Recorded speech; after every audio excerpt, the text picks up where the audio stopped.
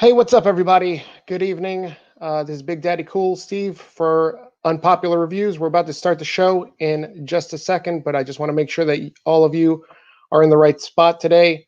We are here to talk about Dark Side of the Ring.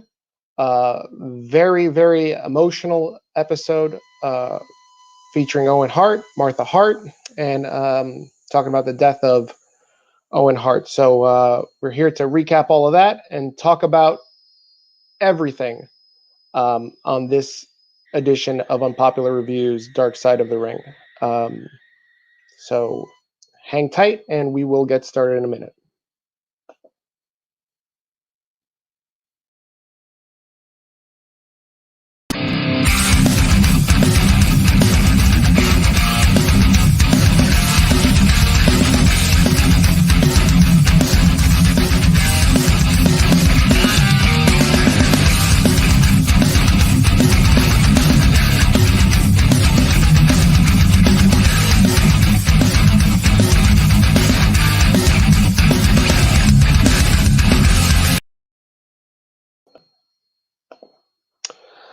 What's up, everybody? How's everybody doing tonight? It's Big Daddy Cool, Steve Pena here, and I'm joined with Katrina Storm. Katrina, good evening. How are you?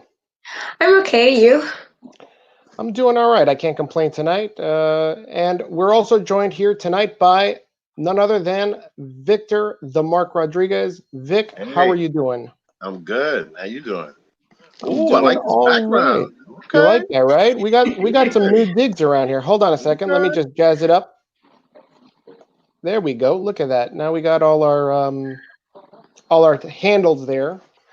Yes. All right, everybody. So welcome to this edition of Unpopular Review, Dark Side of the Ring. I am Big Daddy Cool, Katrina Storm, and Victor the Mark Rodriguez. We're planning on reviewing Owen Hart, the Owen Hart episode of Dark Side of the Ring. But before we get to that, we just want to send our condolences out to Shad Gaspard's family. If you haven't heard already, Shad was unfortunately found deceased in Venice Beach this morning. He's been missing since the weekend. So very sad. The wrestling community mourns Shad's death. And so we're just going to take a moment of silence to appreciate Shad right now. So at this time, we invite you to please rise and join us as we pay our respects with the 10-bell salute.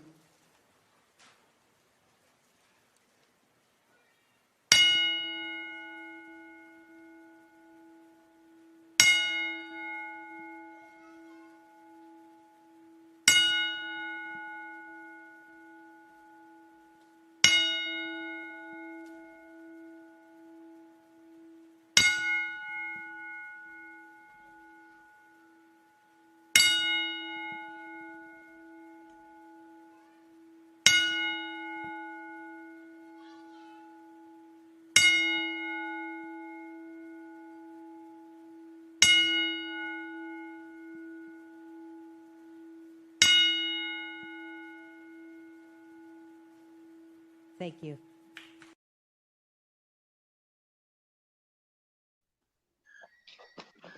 thank you.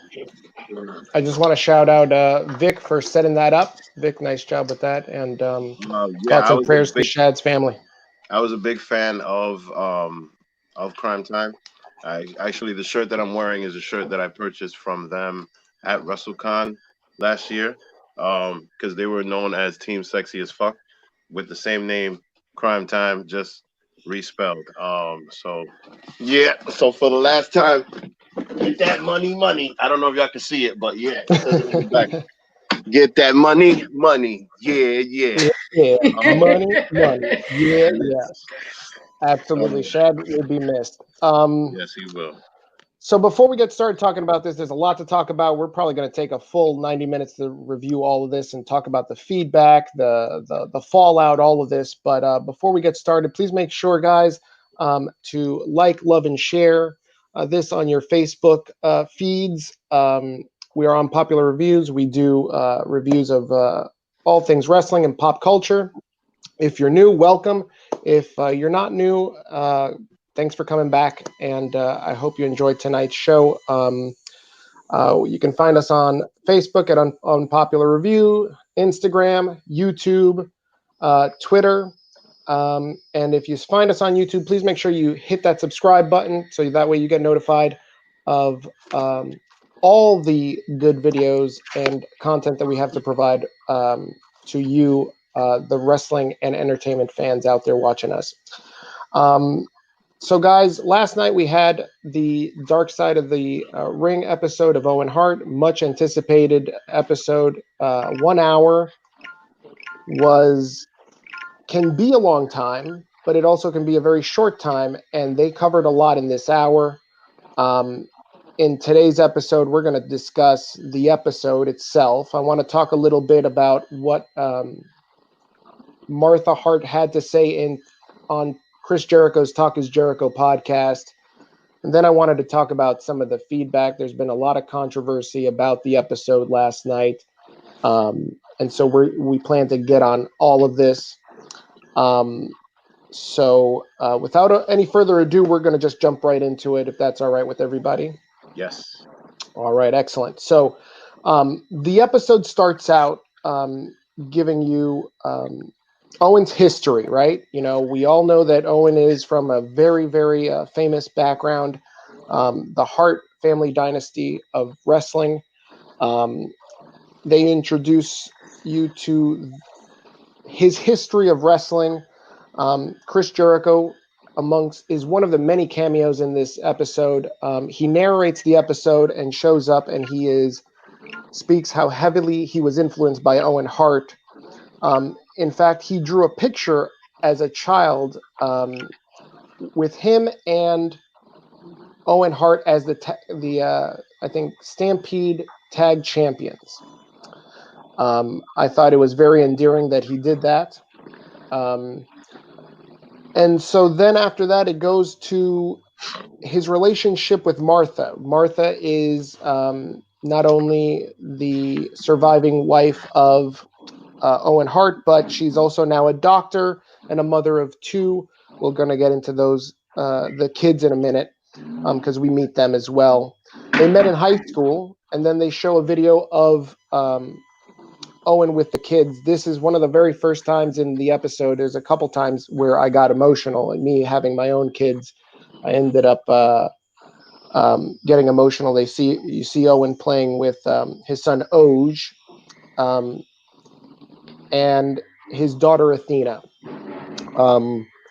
Very heartwarming video. What did you guys think of this, the history and the relationship of Owen Hart with his wife, how they got together, met in high school. She used to travel with him around the world. I'll start with you, Katrina. What did you think about Owen Hart's history? It was nice, and I'm a mom as well, so and I've also mentioned before with regards to I've lost a spouse before, so in that regard, I get when she was like talking about like I don't know if she did anybody I don't know if she might have, but if she's like literally been on a standstill since he's died, I can understand when you're like you think of something and you like it's that fond like, oh, this is like a great period of time or this is a great memory, and I got that vibe, like a lot of that, like she still misses him a lot even though it's been a very long time since it's happened.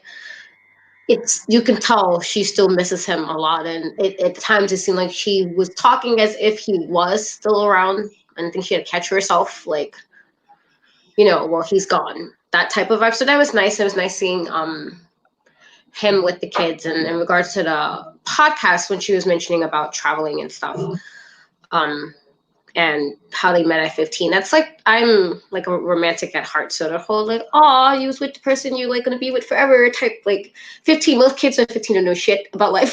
But the fact that they met at 15, they got married, and they might have still been married if he lived, that's always that touched me because I'm like a big romantic at heart. So it was like, oh, that's so sweet. You met your soulmate at like 15 and like you guys were like together forever type of thing. So that was nice. Like that, made me happy.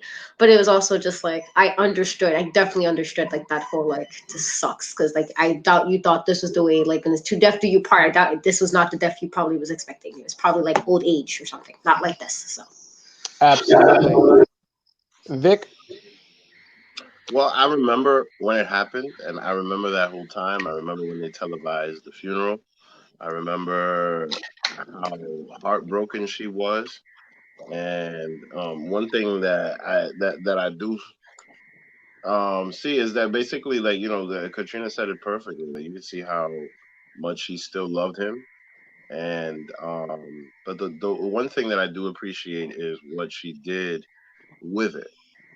What she did with with the suffering when it comes to the Owen Hart Foundation, or at least the attempt. Absolutely.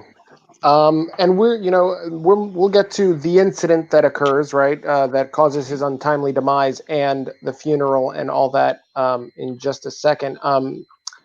Getting back to the episode, they show the introduction of Owen Hart to the WWE. Owen gets introduced as the Blue Blazer. This was a Hmm. gimmick that he had in Mexico. He wore the mask, and he was known as the Blue Blazer, I guess. This is what Chris Jericho mentions on his podcast with Martha that dropped last week. They show clips of WrestleMania 10 where Owen fights his brother at MSG. JR is now seen in the episode, Yes.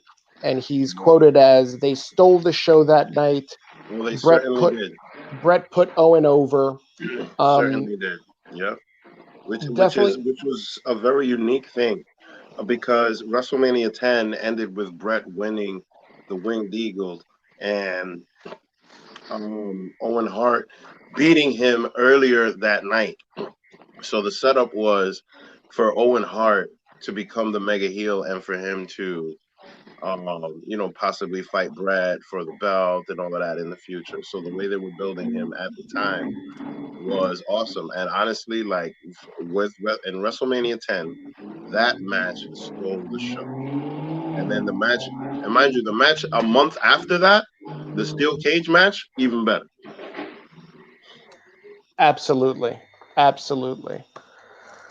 Um, they mention all his accomplishments. They mentioned Owen winning King of the Ring after he beats Bret Hart, and not to mention Bret Hart very rarely took an L. Yeah. And here Owen wasn't really taken seriously. I remember watching him as a kid, and No, he wasn't. He wasn't. We didn't take Owen seriously until he became a real heel. Until he, like, exactly. that's when we took him seriously. Like, and his heel work was awesome. And mind you, wait a minute, we're forgetting one thing. The two-time Slammy Award winning King of Hearts, Owen Hart. That's how we have to address this guy. Denise is chiming in. She says she was at the Kemp Arena at the show. We'll get. Oh shit! I have many questions there, Denise, but Wow. we'll get to Yes, that definitely. when the incident does. But that's wild. Yeah. Elvis, I was 6 years old when it happened. I wasn't watching wrestling yet. Mm. Um, the Blue Blazer. That's the Blue Blazer when he was in WWE. Yes, that is Yeah. correct. So where are we? So he wins King of the Ring. He is Hmm. a Slammy Award winner. I remember him carrying that Slammy Award like this was the biggest prize. Yes. Um, I think the only other person to do that was the Miz. But yes, yeah, yeah, he really used it very well as far as his heel work goes.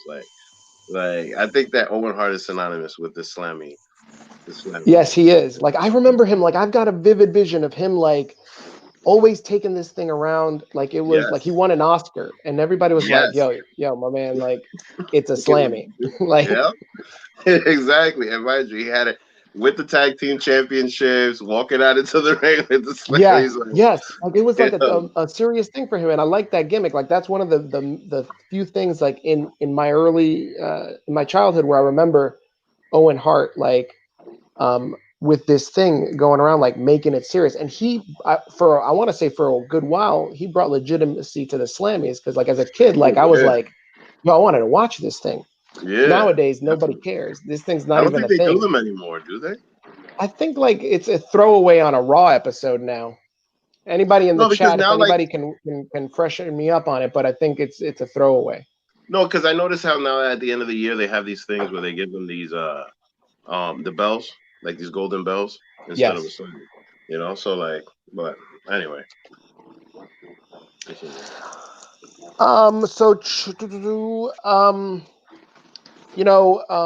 this is the first time, and it's a recurring theme that keeps happening throughout the episode. We have Martha telling us that the travel is grueling. The schedule for WWE is hard to keep up. Owen did not really like it. He was very tired. Saw his family not that many times. And the other story that keeps getting told throughout the episode is that Owen wants out. Owen wants to be out of wrestling. Owen doesn't want to be in wrestling. He's doing it because that's the family that he was brought in at, and this is the thing that they're notorious for. But it's not his long-term thing. And he wants to get out. He wants to get into acting. This is the first time, and I was young watching Owen. I watched that pay-per-view live, and we'll talk about our live reactions in a second. But this is the first time I hear that Owen wanted out of wrestling. Am I just the only one, or have you guys heard the same thing? Katrina, have you heard anything of this nature? No, I don't know. I felt there were parts, and like I said, I understand to an extent. Again, I lost a spouse, I get it. But some of the stuff, it's like, it was said, especially on the podcast, that Owen was his father's favorite child. He was the baby. So with that in mind, the whole stereotype of the babies can kind of get away with anything, they're the baby. They're not going to have as much as a responsibility as the older children or the oldest children. The babies are the ones that get away with everything. The babies are the ones going to get a pass. So he's already in his 60s, rather, when Owen was born. I found it very strange that if he truly wanted out, he couldn't tell his dad that. That seemed so odd to me when it was stressed so much of how close him and his dad was, how he was the favorite one of the 12 kids. I just found that strange. I'm like, you think his dad wouldn't have understood? Like all his other family, I don't think the one youngest child not wrestling anymore would have been hurtful when you had all the other family members that was involved in wrestling. It just felt odd that he was that unhappy, and yet nobody really knew that but his wife. And I'm not saying, yes, again, I've been married, you're married, you will tell certain things differently with your spouse. That is correct. But I just found it strange that when his family so into wrestling, they didn't mention, oh well, he really did want to go. He didn't want to wrestle anymore. I think everybody who worked in WWE all have said about this grueling schedule. That's why half of them got, not excusing it, but a lot of them have gotten to drinking and drugs because they were tired and always in pain and not enough time to recuperate. And it's like you're never home. So that sounds about right for WWE schedule. They still have that issue to this day, even with the schedule is very grueling. But it was just strange. And I'm like, so his father's favorite son, you're the baby. Your father was probably a lot more lax with life than he was with the other ones. You couldn't tell your dad you didn't want to wrestle anymore. I found that very strange, especially if your relationship was as close as you said it was, because obviously I'm not part of the family, so I wouldn't know. But it was just like, that was strange, because I feel like if you're close, you could probably tell your dad, I don't really want to do this anymore. Like, I'm good. And I'm sure he had enough money in the bank that if I was her, I would have been like, okay, you can be done. Like, whatever you need to do to get out, then we're going to do that if that's beneficial for you. Absolutely. I think it's very strange. I mean, they made it seem like Owen was shocked that the travel was grueling when he got to WWE. Like, didn't you hear this from Brett? Didn't you see? Like, Brett was already a made man in WWE. Like, this is news to you? Like, that's what I found strange. Now, personally, because I've listened to a lot of things, at least as much as I tried to, and I just heard this story about how Owen used to consistently ride with Ultimate Warrior. And one day he was on the phone with his father because he wanted out of WWF at the time. And what he wanted to do was to go to Japan. because in Japan, they just look at it differently. The matches are different. Everything is just different. They see it more as a sport, and it seems that Owen Hart wanted to really work more on his craft, and it even got to the point where it was a rib between Owen and Ultimate Warrior, because Ultimate Warrior, and at the time Ultimate Warrior was a big thing. He was like, "Oh, can I go too?" And then Owen said to him, "Well, John, um, Jim, Japan is not for you. Japan is more for a guy like me." So, just to bring it back to what we were talking about, you see, Owen Hart was a really, really good at his craft. Now, mind you, he broke Stone Cold's neck, and he always felt bad about that. But but at the end of the day, I think that's the only time that Owen Hart has ever had a slip up. Because the Harts are very, very, very proud of their work, their in-ring work. So like, I definitely see that in Owen Hart, and I don't necessarily think that he wanted out of wrestling. I think that he probably wanted out of Vince's company. It's an interesting take. But then at the same time, there's a lot of, you know what I mean? Yep. Oh, here we go. Here we go. Shout out our regular viewer Jay here. Despite us talking about a morbid subject, my man is still taking shots. Jay takes 0 days off. Yes. Yo, that is Steve Urkel. He is putting a Laura on her. I'm wearing you down. Yeah, that's what he's doing now. Yo, look at that. Look at that stuff. This documentary was the first time I saw Jim. This is a very serious subject, and I saw it. I was like, wait, what? I had to look at that 2 times. Okay. I was like, you know what? It's not going to be real if I don't shout him out. For real. Not even Steven's making jokes. Steven, you haven't made one joke in 20 minutes. No. That is shocking. I do have a joke later on, but it's like very serious. Like, I'm not going to make for the Undertaker, not the Undertaker, the Jimmy Snuka episode.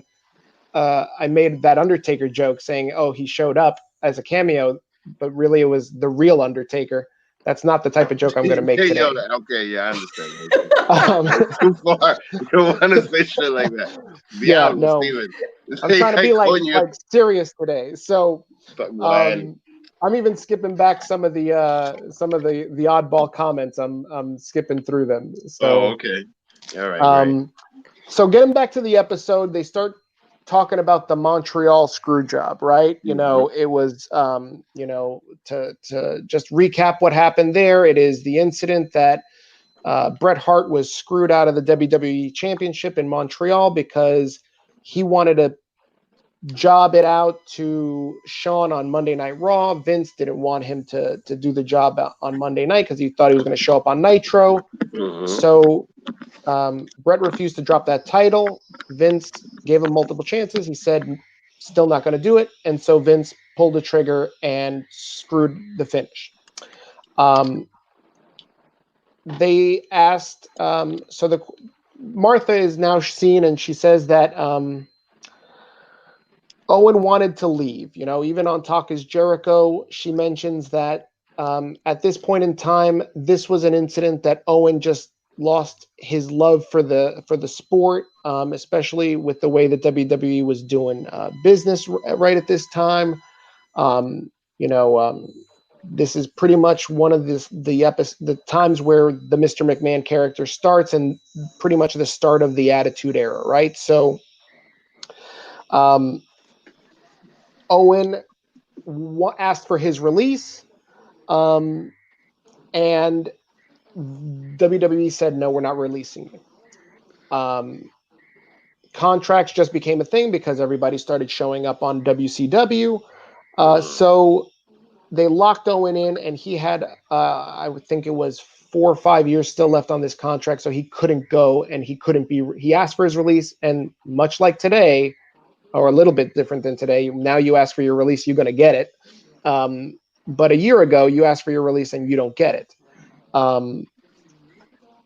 So they gave Owen more money, in fact, to sweeten the pot to stay, and they said, we're going to take care of you. So he stays. And here Jim Cornette and JR say that they kept Owen because they knew the talent that they had in him. But the problem is, as Cornette points out, WWE didn't know what to do with Owen in the Attitude Era. Owen becomes less famous in the Attitude Era and less utilized, right? It's very similar that we hear, creative has nothing for you, and that's exactly what we hear here. I actually liked him in the Nation. I forget that he was in the Nation sometimes too, but you're right. He was in the Nation. No, he was. He grew a beard. He had. I mean, his tights were weird because they definitely looked like a crossing guard type of thing. Yeah. But his attitude was cool. They like the whole thing with the Black Heart, Owen Hart. I enjoyed it. I really did. I thought it wasn't bad. It's funny they didn't mention that in the Blue Blazer. Then they went into the Blue Blazer, and that's it. And I think a lot of that was because The Rock was starting to become, so then they didn't really know how to fit Owen Hart into that, because as soon as The Rock started getting his elevation, the Nation was done. You know what I mean? Yes. Like that. Yes. That was that. Everybody else just started doing their own thing. So like, I hope you feel better, Patrick. Yep. We wish you the best, Patrick. Yeah, we wish you the best, buddy. Here we got Ricky. Ricky joined late. Vic, what shirt are you wearing? I am wearing the very last Crime Time shirt. The shirt that they produced themselves is for Team Sexy as Fuck for Shad tonight. And I bought this from them when I met them at WrestleCon. Do you think the screw job was a work? No. No. Katrina? I would rather save, if we're doing season 1, I will save my complete thoughts about that for season 1 when we do the episode. But I will say I feel like Vince McMahon isn't as responsible as people think he is, because there was a lot of ego involved. It was ego. Like the whole thing was just ego. Bret didn't want to do I don't have to. I'm Bret Hart, and here we are. Like, bro, you was leaving already. What's up, Ricky? You was already leaving. I didn't see the big deal about that. So no, I don't. I'm probably in the minority when I say I don't blame Vince completely for that. Because if I was Vince, I probably would have did the same thing. I would have been a little petty. Like, oh, you're gonna go to WCW? All right, you're not taking that. You know what though? You know what though? But one thing that I realized in this documentary at Owen's funeral, how important it is to those people in Canada. Like how big of a big deal it is in Canada, and I consistently see that every time they go to Toronto when Kevin Owens comes out. Kevin Owens all of a sudden has this Canadian shirt and gets the biggest pop of the night. Same thing with Sami Zayn, whether he's a heel or a face, people will sing his song along and do all of that. Like, Canadians are very, very passionate about this. So there's a certain level of understanding that I have with that. But you know what? Like you said, we're going to bring that up in the next season. That's a tease for an upcoming episode, guys. So as Vic mentioned, they went back to the Blue Blazer gimmick after the Nation had its run, right? Mm-hmm. And so we start hearing about them dropping the Blue Blazer, Owen Hart, down from the rooftops, the rafters, and this was supposed to be a knockoff or a spoof on Sting, who was doing this in WCW actively. Martha was, for some reason, and before he leaves his house to go to Kansas City, Martha had a bad feeling about things. She mentioned that the spot wasn't in the works. It wasn't in creative. They didn't have anything worked out where he was supposed to do this for this pay-per-view over the Edge. And they called him at the last minute and say, we need Owen to come in for a test fitting of this harness because we wrote it in. I just want to take this time to point out that that's mentioned. They don't mention Russo by name, but Russo this morning went to Twitter and said, guys, it wasn't my idea. I didn't order it. I didn't add it in. I was asked to add it in by the director of operations. So he just he went and just threw it to Vince. he just wanted to kind of. He didn't even mention Vince, but I mean, I don't even know who the director of operations. Like, Who's the But he director? should have just tagged Vince McMahon because who the hell is director of operations? That's literally what Vince's job is. Exactly. Yeah. So If you're gonna put that on Twitter, say it with your chest. Just say it with your chest. But this is what it was. This is what it was. Yep. I see we're joined by one of our fourth host. I'm going to introduce all of you to the Willatine Dream. Willatine, how you doing? Yo. What's up, guys and girls? What's up, Dream? Man, look. There you go with the signature blunt. Very good. Happy to have you on, Dream. So we are just getting to the part of the episode where they get to the arena and everybody, and this is where we start seeing more cameos, right? Mm-hmm. We start seeing Jimmy Corderas, the ref, who was the referee of the match that Owen was supposed to have. Espérate. Media hora. Oh, okay. All right. Let me wrap up with the cameos, and then I'll drop our promo. Yeah. We see D'Lo and the Godfather in this episode. At this point, I was like, "Why are they here?" But it makes sense in a couple minutes because we need to see the backstage point of view and the emotion that was backstage when the incident happens. Before we get into all of that, let me just drop a quick plug for the brand, and we'll be right back. Thank you for watching this edition of the Unpopular Review. If you like what you're watching, please subscribe to us on our social media on Facebook, Instagram, Twitter, and YouTube at UPRYEPILW. Also, while you're at it, subscribe to our friends at Yep I Like Wrestling on the same social medias at YEPILW. Yep.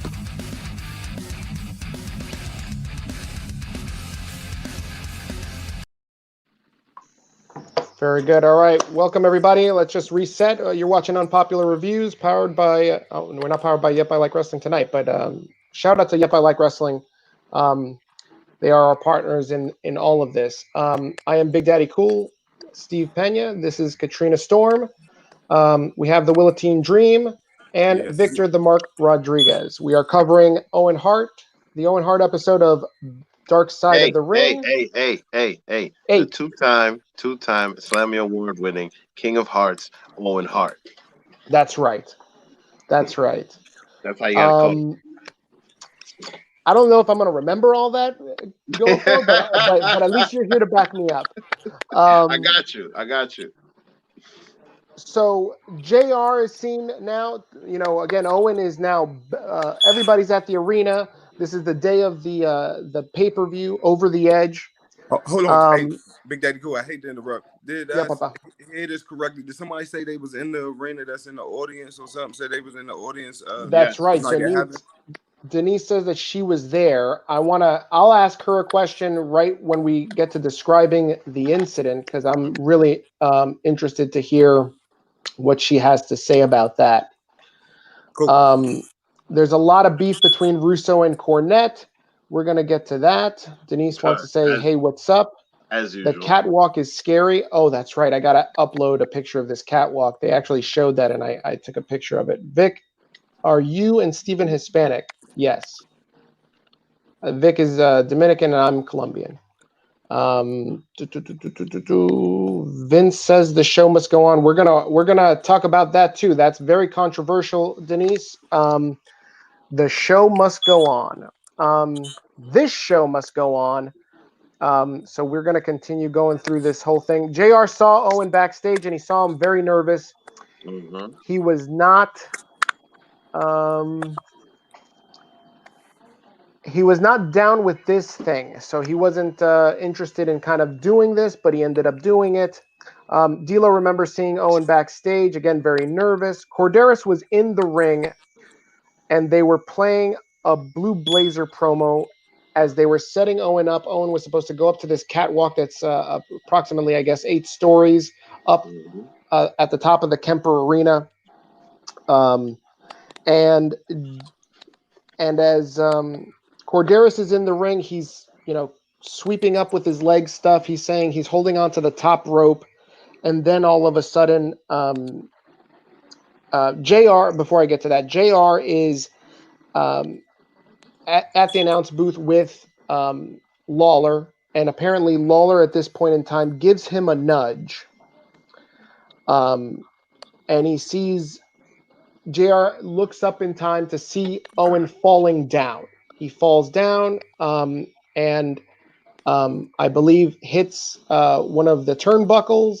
Corderis is holding this rope and sweeping, and he feels the rope shake. Something hits the rope, and he's like, who touched the rope? He's the only man in the ring. Very eerie feeling. That in and of itself, I think he said that the cape touched him going down.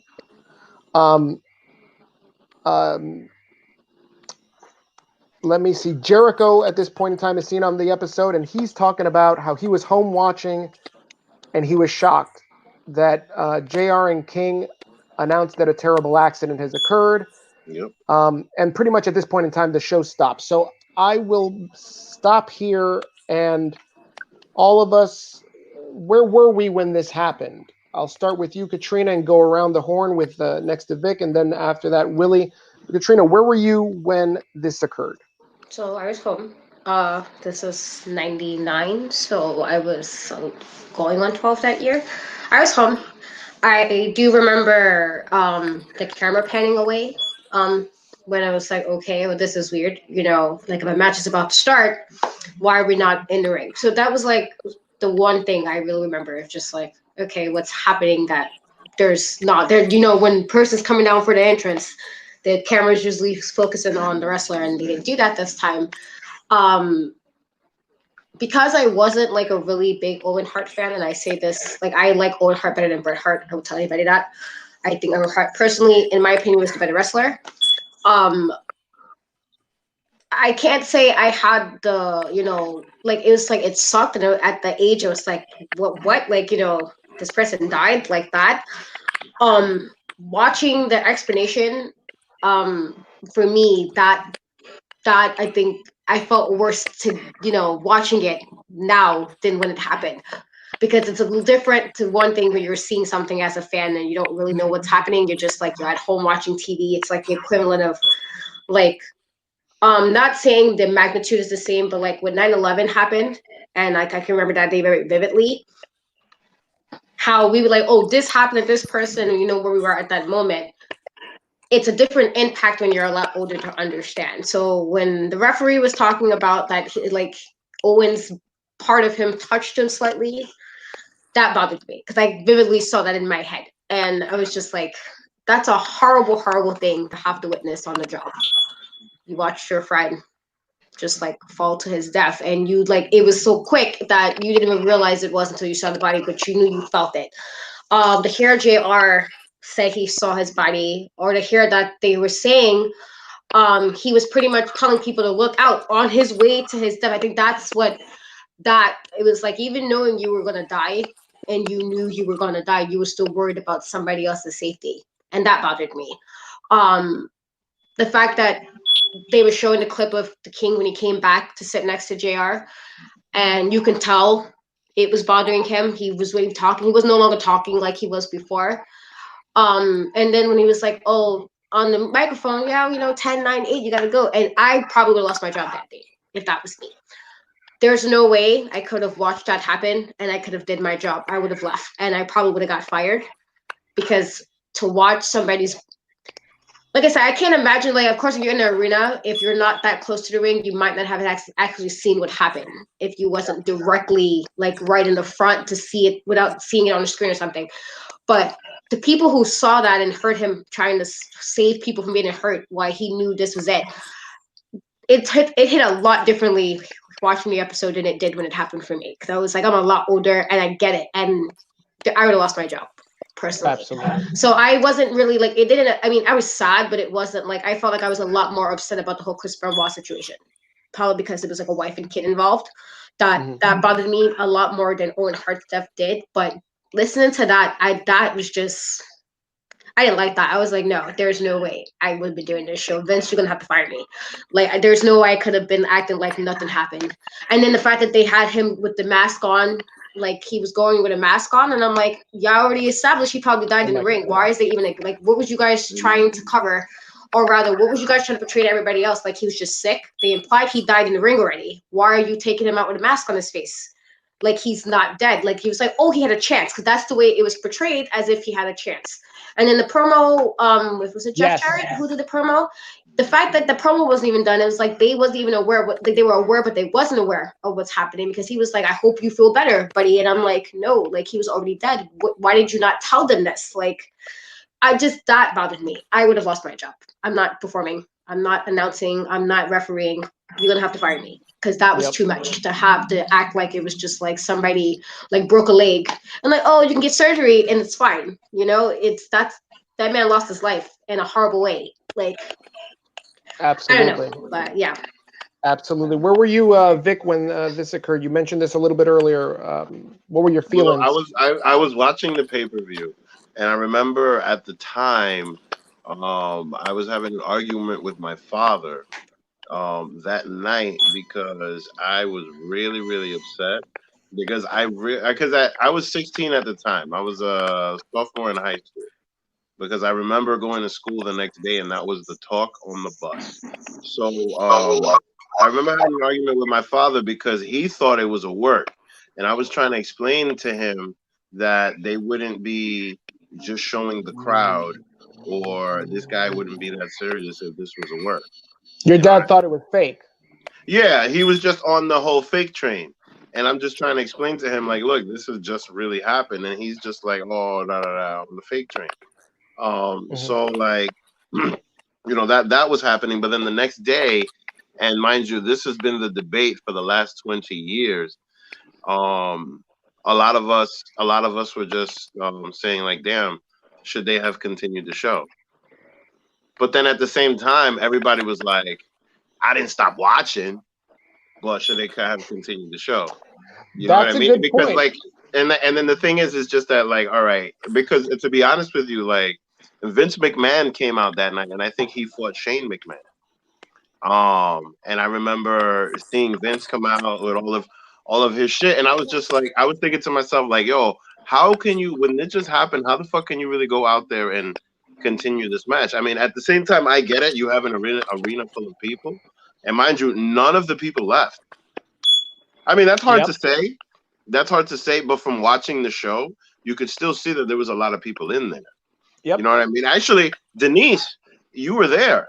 You're saying that you were there. Like, did you see people leave? Did you see you know, any changes in the crowd? Because the one thing that struck me about that entire thing was just that, like, the show goes on. You know what I mean? Yeah, just to that point, because I did find some other entertainers rather who died on the job, and pretty much the company was just like, well, you know, I forgot the actor's name, but I think he died doing a stunt as well. And they said literally the company kept going, even though they knew he was gone as well. And the only people that knew he died was him and the actor in the scene. But the audience thought it was part of it, and they was just like, oh, okay, not realizing the guy did die. And the company kept going. So I do get that, like, unfortunately, as I did mention, and it's like companies, you know, you're just an employee, it's a check. And it sucks that you would think hopefully you make the company a lot of money. They don't look at it that way. But at the end of the day, this is not to dismiss his staff or anything. It's just to say that a lot of companies do think this way. You are replaceable. Dead or not. You could be easily replaced. That's the way they look at it. So I saw in that's probably why the show have one. I don't know if I could have continued the show, but if people knew like he died and y'all was still there, I feel like they would have been like, let's think if this happened in the 2020 and there was a wrestling event. I can guarantee you there would have been like 50 fans on social media like, oh my God, Vince, you're a foul for stopping the show, even though somebody died. I guarantee there was fans like that in '99. Yeah, they just didn't have social media to put out their opinions so easily back then. I can guarantee you if that's happened now, though, even though most of us would be like shocked, there would be those few They'd be like, well, you know, Vince, it's kind of messed up. I paid my money to see this show. I want this show to happen because unfortunately we have those type of fans. It's just, you know. Well, I will tell you one thing. At the time, the chat rooms were on fire because at the time, we didn't necessarily have a platform where like we put up a poster and everybody can see it type of thing. Like They still MySpace had didn't the come out they till still like a couple I years only later. interrupt you, Vic. They still had Huh? the little call-in lines. Remember on the pay-per-views you could call in? Oh, word Oh, I up! do remember those. Yes, I yes, remember those. they certainly Yeah. did. Those 1-900 numbers, they certainly did. But yeah, My, no, but the thing is that the chat rooms, like, everybody, all the wrestling fans were going to the chat rooms, like the Yahoo chat or the AOL chat or the AIM and this and that. So everybody was just spreading their opinions on that at the time. But you're absolutely right. Like if that would have happened now, ooh man, the internet would have been on fire. Well, like it was today, actually, because I think this episode absolutely. of Dark Side of the Ring started a lot. And then the other thing, like I didn't get to finish it, but I was listening to this podcast from the Wrestling Observer, and Martha Hart is on it too. And with this whole thing, the one thing that I realized, and one thing that I remember from the time and the Monday Night Raw after that was that nobody spoke about how much of a ribber Owen Hart was. Because the Raw after that event, all of the wrestlers, like nobody put on any matches. I remember the Road Dogg Jesse James going out to the ring, instead of saying his usual stick, why do bad things happen in this world? I'll never forget that he said that. And all of the wrestlers were crying, and everybody was just talking about how much fun Owen Hart was because he always was a prankster. And Yep. they didn't really express that in any of the things that in any of these things, Dark Side of the Ring and Jericho podcast and Wrestling Observer, they didn't really express that at all. So this whole thing really felt more like a Martha Hart story. Yeah, it's mentioned a little bit. Jericho mentions a couple of times that he is a ribber. My man Willatine has been waiting very patiently. I think I'm most sorry, patient because I'll be I've ranting. I'm ever sorry, seen Willie. him I'm sorry. since I'll be joining yapping. the UPR group. Willatine Dream, where were you when this happened? And talk me through your emotions, man. I was parked right in front of the living room TV at my grandmother's house watching the pay-per-view. Hold on, before I start, I gotta say, well, enough is enough, and it's time for a change. Yes. That's right. Yes. Dan. I'm surprised. I guess shit. WWE wouldn't let Mark Henry participate in it or talk about it. So, I guess I understand that. It was crazy. Imagine if we had camera phones when this happened. Oh, without a doubt. It would have been on social media in a minute. Even though it was a horrible thing. You're right. I mean, no, I'm not gonna lie though. It was very hard to actually find the footage, and it's still very hard to find now. But when I saw it, somebody had one of those handheld things from back in the day. Somebody had one of those, and then they showed, and it was from far away, so you could barely see it, but you could see him falling and hitting his head on the turnbuckle. That was a fucking sight to see. That was see, Willie, you. My bad. That shit was the first time other than like I guess Brutus Barber Beefcake boat accident. This was like one of the first real live tragedies that happened during a live pay-per-view. That was crazy to me. But people get mad at Vince for keeping the show going. Shit, Eddie Guerrero had a heart attack in the ring before, and the show had to go on. Umaga died in a house show. Show had to go on. Like NFL niggas get, my bad, excuse my language. People get blown up where they get paralyzed off a hit and everything. Guess what? After they wheel them out, the game goes on. That's a good point, Willatine. Like that's the same thing when Vic was talking about nobody left the arena. That's the same thing. I didn't turn my pay-per-view channel either. I kept watching. Nobody stopped watching. Vince is a piece of shit for suing her. I am not a nugget. Oh shit. He's Yep. Yep. We're gonna get to that. Hold on. Right, yes, he is a piece of shit for it. But I understood why. They didn't mention like his nation run. Like they didn't. the Hart found like his matches with Stone Cold, like those was like that, like epic joints with Actually, wait a minute. Yeah, they didn't, and I This think was this is more mostly about because Martha. Honestly, I feel like Martha was just getting out some stuff on her chest, and that's what yeah, they did. I don't yep, blame her. Like I don't blame her for the hatred she has towards Vince and WWE. yep. Like I did see, you I see see you, that hook? George. Did y'all see that hook that he was clamped on? Like he was supposed to at least have 3 to 4 clamps. I mean Yep, hooks when he beat Hans. So the fact that he was doing that little blue blazer little entrance probably like a good month or 2 months before this happened. So the whole he was uneasy all day and woo it wasn't like it was his first time doing it. yep. Getting back to this episode, just so I This can. Oh, was look at this. fire. Owen Oh hell season. yeah. The Wow, Yeah, look matches at in you. When Stone Cold and Owen Hart were having the little intercontinental thing, fire. when he broke his neck. Now, now, Yep. did this issue come out after he dropped him on his head, or was that No, before or this was after right that? before that. Wow. Yeah, this was right before that. Yeah, and it was a great feud. I'll never forget that. And I remember when I bought this. Yeah, I'll never forget that. I really liked that feud. They even had the Wow. Owen 316 shirts. And mind you, let me tell you something because the Mark knows. I just That broke your is neck. no. That is one of the most sought after shirts in the wrestling Oh, community, and one of the most expensive ones. And it's unfortunate because Owen is dead, and it's one of the last Owen Hart merches that they've had. But yeah, And my man made the same absolutely. mistake.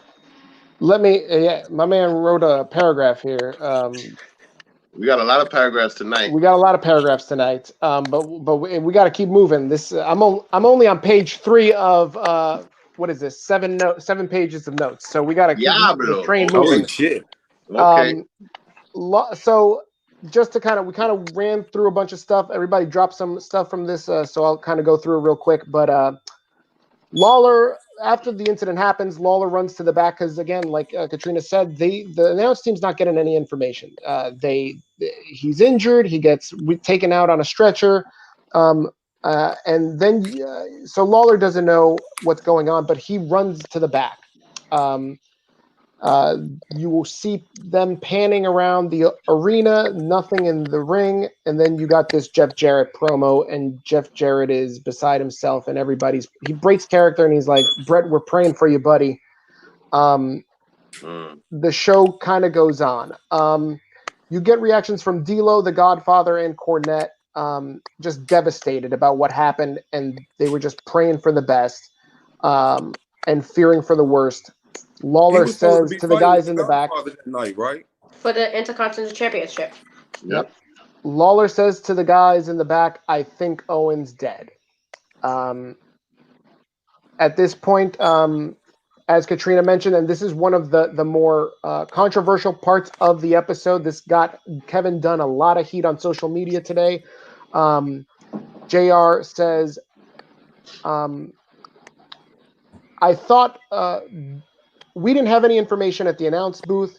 Dunn thought I was smartened up to the Owen update, and I told him no, I didn't know anything. He told me Owen is dead. The update is Owen is dead. You're back on the air in 10, 9, 8, and he counted them down. And at that point, JR has a lot of, it's heavy. With a heavy heart, my man just gets to hear that Owen Hart is dead. And now he has the responsibility and the job to announce that to the WWE Universe. Yep.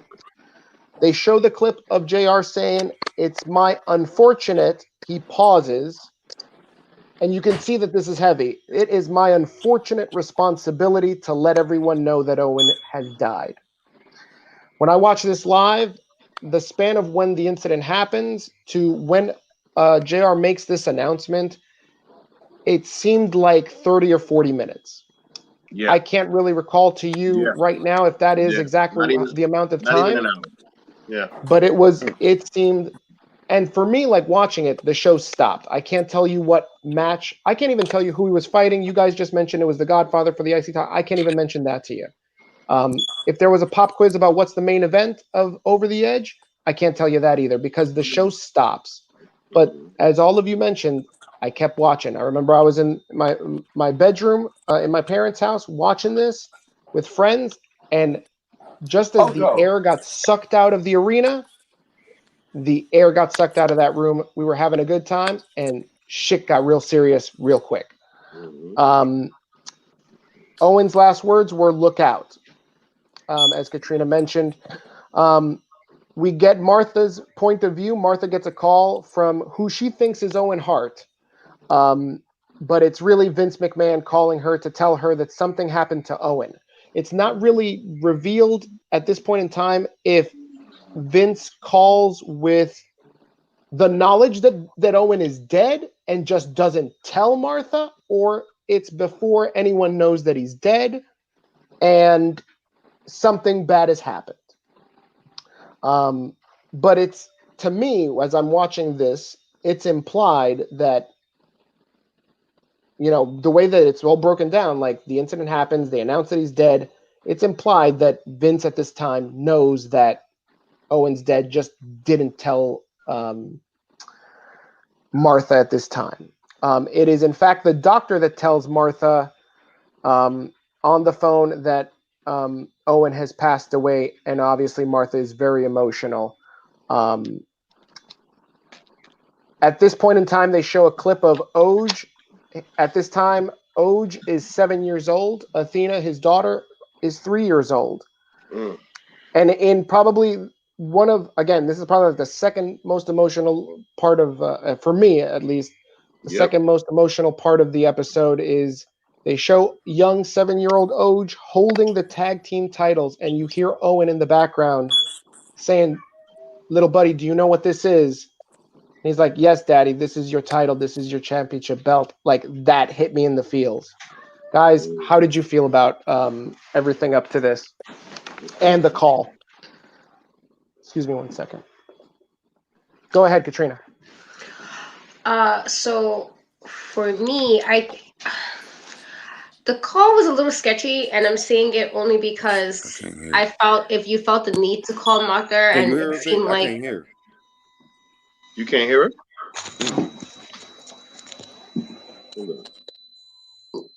You guys hear me? I hear you. Yeah, I can't hear. I'm gonna leave and come back in. All right. So when she said that, you know, she thought Owen Hart was like joking with her because that's what he did normally. And I was like, yeah, that's like, oh, you're playing around, stop playing around, like type of thing. I'm not sure how well Owen Hart can do Vince McMahon's voice. I feel like Vince McMahon's voice is very distinct. That if she thought that was Owen, he must have at some point played around, like, or some point that she got a little confused as far as who it was. It wasn't clear if he knew, but I feel like when he said, "Oh, you'll get a call," and got the call shortly after, he did know. While it wasn't implied that he knew, because, you know, he said, "Oh, I don't know," to say, "Oh, you'll get a call shortly," and then shortly she did get that call. I felt like he did know, and he probably wasn't the one who wanted to tell her. I think he should have been the one. Yeah, granted, or maybe have it. I mean, they was able to do that back then, where you can put 3 people on a call. You could have maybe had the doctor on a call with her, and then you guys break that to her together. I just felt it was very strange to have the doctor do that.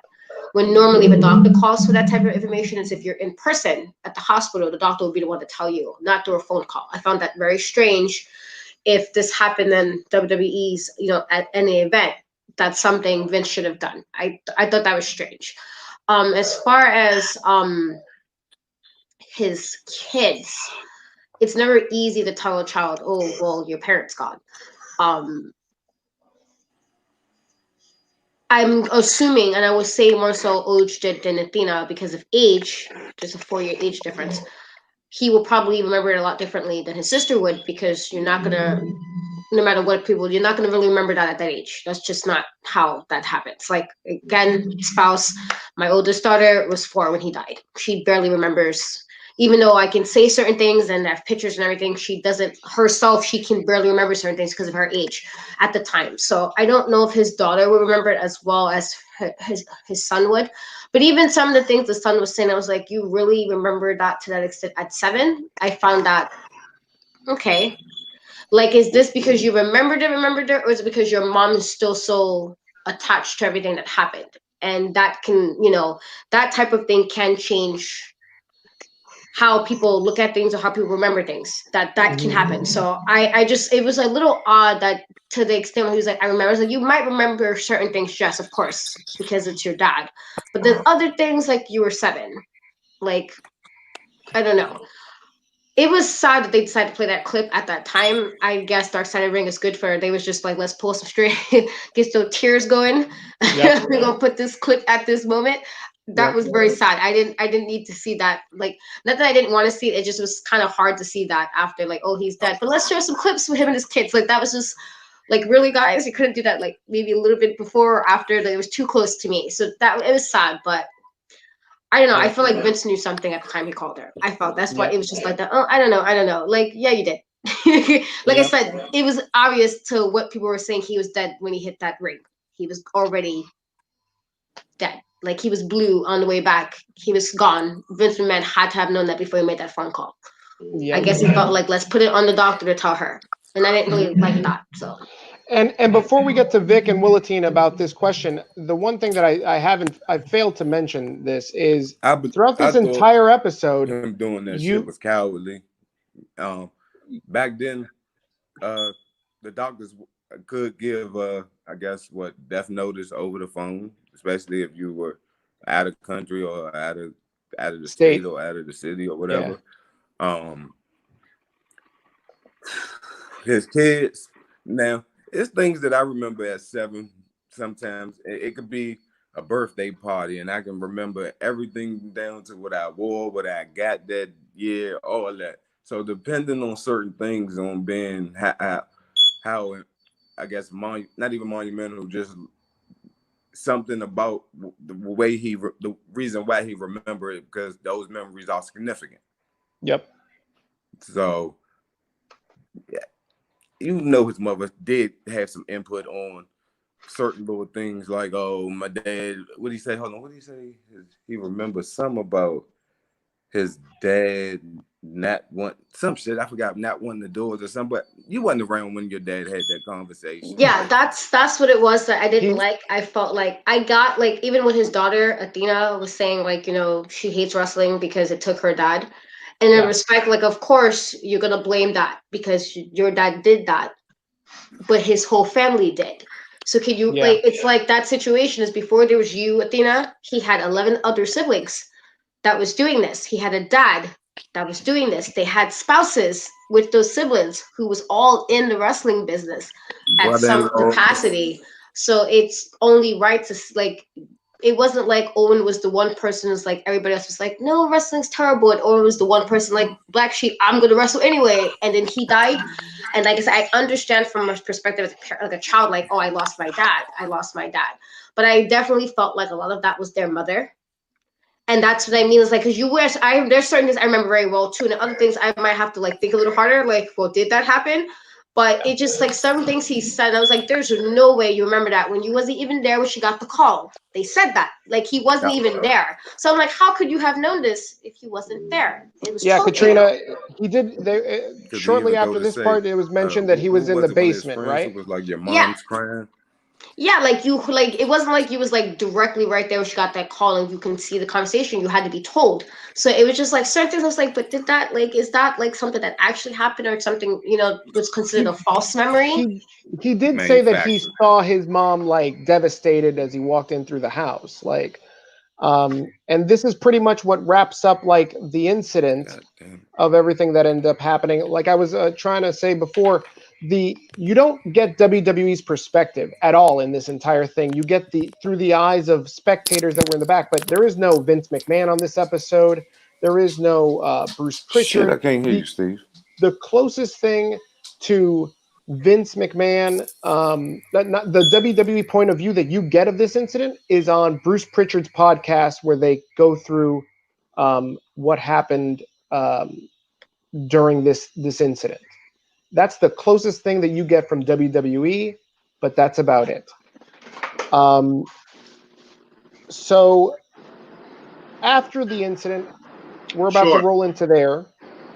But But before then, it is an hour in. I'm gonna drop another ad here. I'm gonna pay some bills, and then we will come back. I pressed the wrong one. Where is the shirt one? Do you want to show your love for the UPR universe? Or do you just want to show your love for Yep, I Like Wrestling? If you want to support these guys, go to ProWrestlingTees.com, where you can get shirt and a lot of other merch.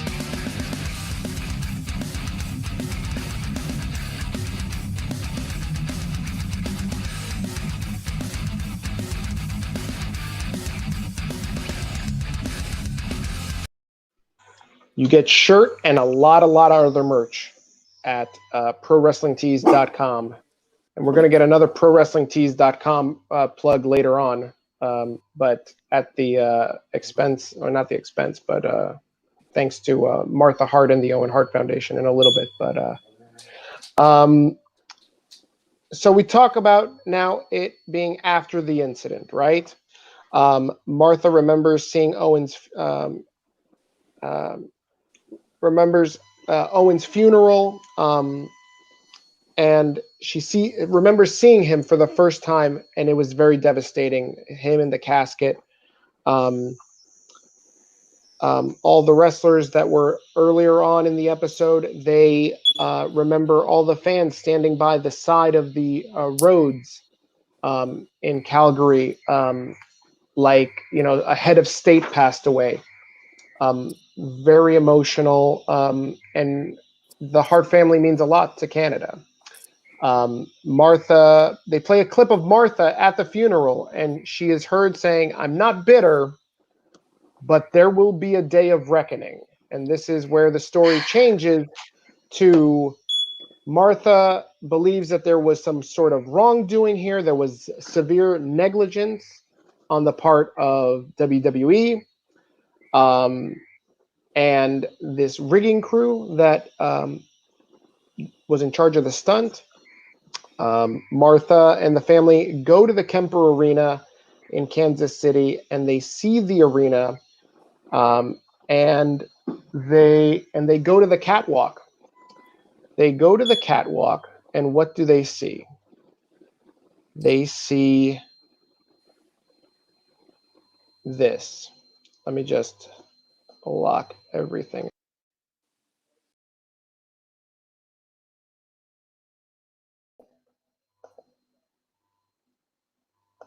That is the view of the catwalk. And it's a heavy fall, right? It's heavy. I know as a parent, I probably would not have chose to take my kids up there, but Martha Hart is a different person. Katrina, I know you have kids. Willatine, I know you have kids. Katrina, I'm gonna start with you. Would you take your kids up there? Nope. Willie, Like would you take your kid? A few times already. I found lost my the mom when spouse. she passed away. So, like, been around countless friends, been outside, friends get killed right there. I think if it would make my child stronger and being able to accept it, and it helps with closure, I would. I don't know. I feel like this is the issue Shit, I with can't hear you, some times with I can hear you.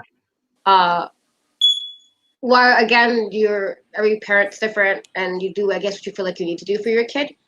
Yep. But I couldn't take my kid to something where, oh, it's one thing to say, well, your father died. It's another thing to have the child at the funeral, at the wake. That's one thing. It's a whole different thing to take that child onto the top of the scene where he died. I would never do that with my kids. I had a hard time even explaining that to my daughter with my first husband. Even like she didn't see him again until the funeral, and there was a reason for that.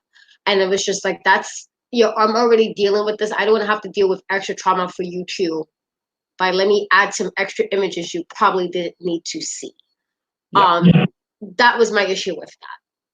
And Very I didn't traumatic. like that. While she said she wasn't bitter, it was quite obvious she was what she said, but the day of reckoning would happen. Now, why I know reckoning meaning mostly people to take responsibility for things, when people use that saying is because they want to raise some hell. Like that's usually what that saying's used for. So I just found it odd that she was just like, oh well, I don't wanna, you know, I'm not bitter, I'm not angry, but once that but was there, it was very obvious. And I'm not saying she didn't have a right to be angry. You lost your spouse because of negligence. You had every right to be angry, but I felt like if she was more I felt like if she was more honest with that from the very beginning, I felt like she was trying to tee the line that if she really wanted to be like, oh, I'm not sad about, like, I don't really want to blame you guys, but I am going to blame you guys. I have an issue with the fact that even though this time it's still that she's holding it so close to the chest to the point where it's still, I'm not saying, like, I am sure with anything tragic like that, you always feel a way about certain things. And that I totally understand. What I didn't understand was she kept trying to imply that she wasn't bitter, but you are. Because the first thing you and your son was like, oh, WWE can never have anything to do with Owen Hart. But how do most people know him? Because of WWE. And while I get you don't want them to profit, I'm sure there are ways around contracts and everything to make it where, if anything, the profit will go to people it's supposed to go to. I'm sure the way things are now, you could have worked that out for it. I felt like it was just, she was, as soon as she like, oh, my husband died and they were negligent, as soon as she got that, she was just like, okay, well, now fuck WWE, I'm gonna take them down. Uh, and then she kept saying it wasn't about the money, but if it truly wasn't about the money, why take the settlement? I would have, if it was truly not about money, you took an $18 million settlement. And while I know she wanted the trial and everything, I would have pushed for that trial. We're not doing a settlement. Settlement means you agreed to, oh, we're not going to go to trial. You agreed to a settlement. To have a settlement, parties agreed. So if you truly want that trial, I would have kept pushing for it. It was just like she was, oh, okay, well, I wanted them to be responsible in the public eye, but you took the settlement. I would have pushed for that trial to let, like, no, you guys was completely done let with his life. Like, I didn't care. Not that I'm saying WWE went to the process of like, oh yeah, today we're gonna Owen Hart this the day to make sure this man. No, I don't think that. Like, I've been seeing some of those comments today, and I'm like, no, Vince McMahon did not wake up that day and was like, this is a good day for somebody to lose their life. That's ridiculous. No, nobody thought that. Was there negligence because people want to say a couple of minutes, a couple of bucks? Of course. And companies do that shit all the time. They do it all the time. So that was the issue for me. It was like she said that, but that was the very first thing. It was like, oh, well, I'm gonna make sure WWE know this is what's wrong. And I'm like, that sounded like automatically you was more worried about that than the fact that, well, he did just die. Like, you're not gonna try to grieve. It's like, let me go hell right now. There's really no date. There's no set. This is not like rape or something where there's like a set time with certain lawsuits. You could have waited a little bit before suing them. And while I get it was a little fucked up for Vince McMahon to sue her back, he did what most companies would do. If a contract says do this, so let's cover my bases, I'm going to counter sue. Most companies would do that. It wasn't necessarily, oh, well, he was trying to be. I mean, of course, it seems assholeish. It sounds like a bit of a douchebag, but actually he did what any company would probably do in that situation, is to protect yourself, you counter sue. So that's what he did. That's why I didn't really get too, I was like, well, I mean, it sucked at the time. Of course it sucked, but it wasn't like it was done like, oh, let me hurt her some more. Let's take her to court. Like, no, most companies, the correct thing to do is to countersue to protect themselves. Or like, if you're going to sue somebody, then you sue everybody involved to make sure somebody gets, some type of like, oh, I'm going to get the littlest person to the biggest person to make sure everybody involved can be sued. They did what a company is supposed to do. So I didn't find anything like, it sucked, but it was like, no, that's what companies would do. That's what they're supposed to do if you're like a big company like WWE. It's to protect yourself, protect your assets. Yeah, and you mentioned that she got sued by Vince because at this point she sues WWE. She says, I find them negligent. I find this rigging crew negligent. She actually shows the actual clip that was responsible for don't know if it's the actual clip, but I think it's kind of like the clip. She got the clip. She said it was the actual one. She pulled out a box with all this police evidence. So she I'm did, assuming right? it is. Yeah. Mm-hmm. So she pulls this clip out. It's a carabiner clip, but it's apparently not the clip that you're used to use for like climbing things that will hold your body weight, but it is It's like a clip used for sailing. Yes. And so it is the opposite type of clip, not like the clip that you see Vic holding there that can hold a massive amount of weight. This is similar to that type of clip. This is a 99-cent clip to hold my Bluetooth speaker, but still, like, this probably would have done a better job than the clip that she had, because the clip that she had was for sailboats. So, and it was supposed to. The way that the clip worked was if it has 6 pounds or more of pressure, the clip releases. Yep. And that's so you can get the sail out faster and move faster on the boat. Yep. So this clip shouldn't have been anywhere near this whole contraption. Nope. But Owen doesn't know that. WWE doesn't know that. The only people that know that is the rigging crew, and they screwed up big time. Now, go ahead. One thing with that is that Owen didn't do the practice run. Yep. So I wonder, one thing that I do wonder is that if he would have done the practice run, would the same thing have happened during the practice run as it did when it actually happened? Would they have done the practice run from up there? Would the practice run be, you know what I mean? Like, how would they have done this whole thing? And then, you know, the other part of it is just that, like, I stand with her on the fact that they were negligent to save money. They were just they you know what I mean? When it comes to a situation like this, like, you know, mind you, and you've done this several times, the person to do this in the most dangerous way is the Heartbreak Kid, Shawn Michaels. So, you know, you definitely could have spent the money. You show how much Owen Hart really didn't mean to you, because you want to do this at a lower cost and do it in a different way. So, yeah, I mean, when it comes to that, I definitely stand with her. That's right. I did look up the guy who I think was supposed to be responsible for that. So apparently, if it's the same guy, he does like some of the work in Fast and Furious, which I found very strange. So he's still in business. Yeah, but I think when I looked at the name, that was, and I put his name in Owen Hart. The very first thing on the side popped up was that he worked on the Fast and Furious movies with that type of stunt coordinations. So I just found it very strange that he was like doing movies like Fast and Furious, which required a lot of stunts.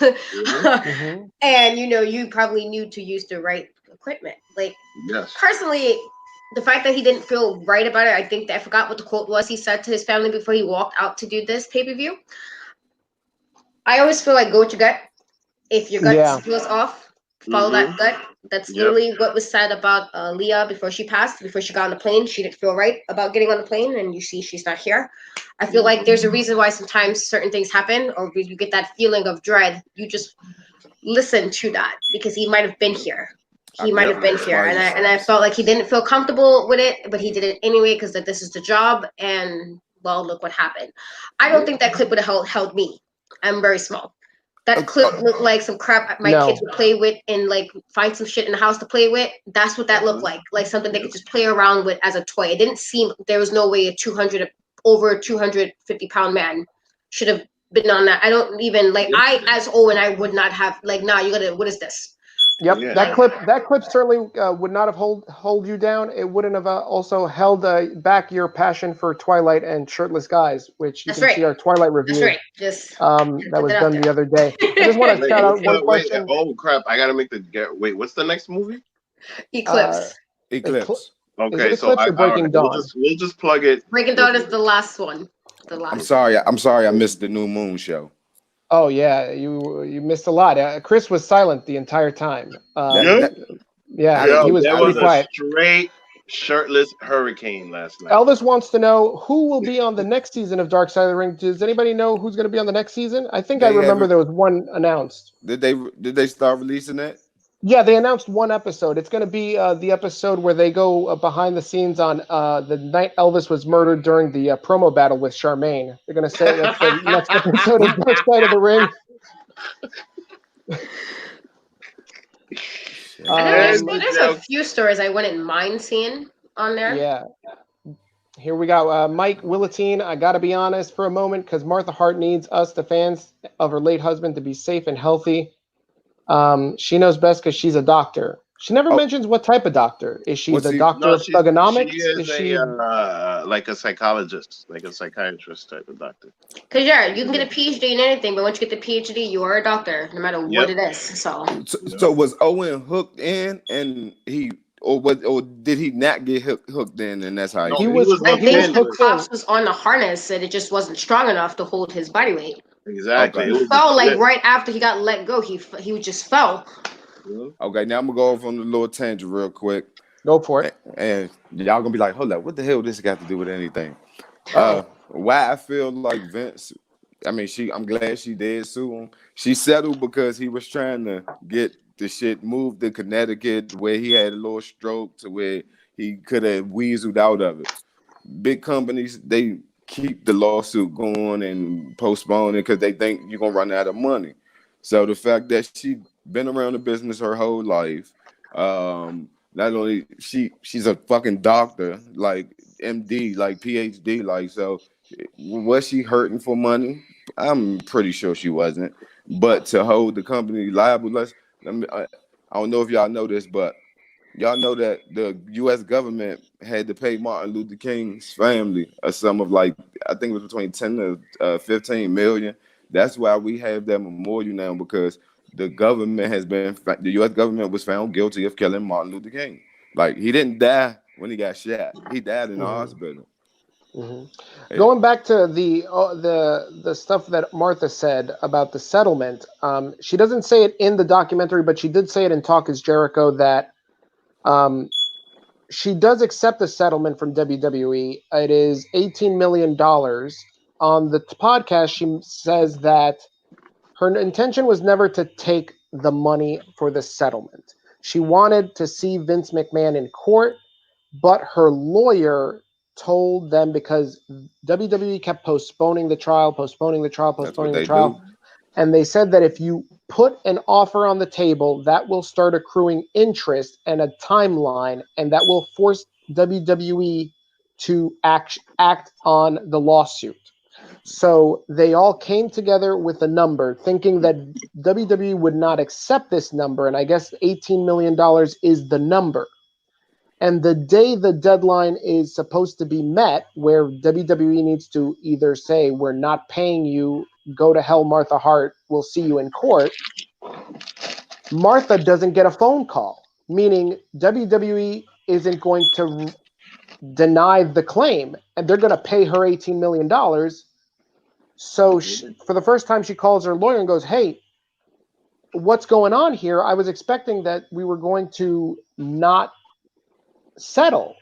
And the lawyer, for the first time, smartens her up and says, listen, no one's going to jail for this. I'm sorry. Your day of reckoning is not going to happen. Take the money. And she takes the money.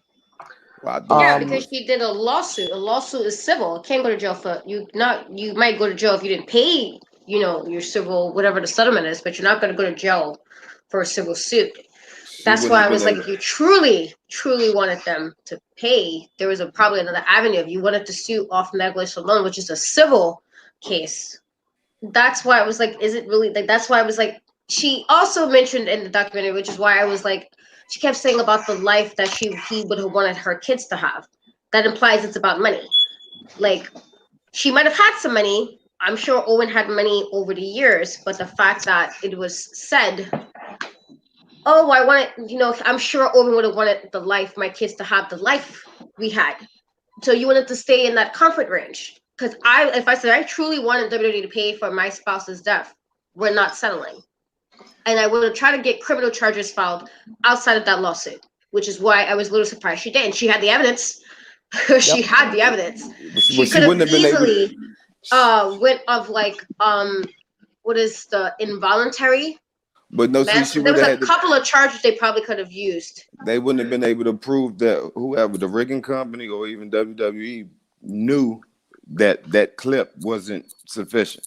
They would have to prove that. They would have to prove that they somewhere, shape, or form somebody had that information and didn't use it. So that wouldn't have happened. And they probably would have gave her. They would probably would have gave them if they could have proved that accidental homicide due to neglect or something like that. But nobody was gonna go to jail. And but that's what big No, companies that's why I do. said in a situation like that, you go to everybody. In a situation, you're supposed to get everybody you can think that will be involved, and hope that one of them, the people involved, will stick. Yeah, I mean, like the that's even with a civil case. You sue everybody. If you're gonna hate sue, you hate to sue bring Kobe everybody and up. their mama that could have been involved, and Hate to hope bring that one of the Kobe up. things will be, But just like Yep. the Kobe situation, like the helicopter company, they will be getting sued by those families and See, the Kobe's only wife. issue I had with the Kobe situation is Kobe was the one who insisted to fly. And once he did that, that made that pilot is doing his job. My boss told me to fly anyway because he lost his life too. It's not like the pilot was like, "Well, I'm gonna fly anyway." It was said Well, that that, Kobe was the one who kind of insisted because he didn't want to be late. And Yep. that was a but it, terrible thing. But I was like, it's not the pilot's fault. He was doing his job. but And it's still let. we're totally digressing here, and Oh, and my bad, my and bad, my and, bad. and it's all right, man. It's just we're already at almost an hour and a half, and I'm trying not to see 1 o'clock again. Oh So shit. we're gonna keep going. Katrina, we got a Yes, I question will for be, Ricky. Ricky. Katrina, will season 1 be on YouTube? I'm thinking he's talking about the reviews for season 1. Will they be on YouTube? Or is he I talking about Dark believe Side? I believe so. We plan on doing. I mean, since season 2 is officially done, we can Yes. probably start season 1 next week. I mean, I watched season 1, so I'm good. I did too. I've watched all the episodes of season 1, so we could probably start that next week. But yeah, Great. it should be. Vic, do you still have respect for Vince McMahon after what happened to Owen Hart? Well, no, I have respect for Vince McMahon for a lot of things, but when it comes to the decision that night, no, I definitely can't co-sign. Now, at the same time, I can understand the conditions that Vince McMahon was in, because he had an arena full of people and he had a show, and mind you, like I alluded to earlier, none of us stopped watching. So there's a certain level of personal responsibility here, and I'll take blame for that because there's a certain part of me that still feels bad for continuing to watch. Um, but and then myself and a lot of other people, they continue to watch. He still had an arena full of fans, and the show had to continue. So, but then at the end of the day, like even and Martha had said it, how the wrestlers after the match felt that the boards underneath the ring were broken. They felt that there were parts of the ring that were sinking, and it was very difficult to continue to hold matches in that ring, especially with Owen's blood on the mat. And they continue to have matches on that ring. So, like it's not one of those things where I completely lost respect for Vince McMahon after that situation. It's just, but then at the end of the day, like, what really are your choices in a situation like that? And that, mind you, ever since then there have been changes, tremendous changes, so that something like this could never happen again. Because look, Sting stopped doing that. As soon as that happened, Sting never did it again, and that was Sting's staple. And no one else has ever done something like that again in wrestling Yep. ever since then, for 21 years. So he obviously it obviously had an effect on Vince McMahon, the funeral, the lawsuits, everything. Mhm. So it's obviously something that's never gonna happen again. But I'm not gonna say that I lost respect for him because of that night. No, I won't say that. The Vince one did thing so that many I questionable things over the years. So it's like, is this the one incident? Like the stuff we heard about Vince McMahon over the years.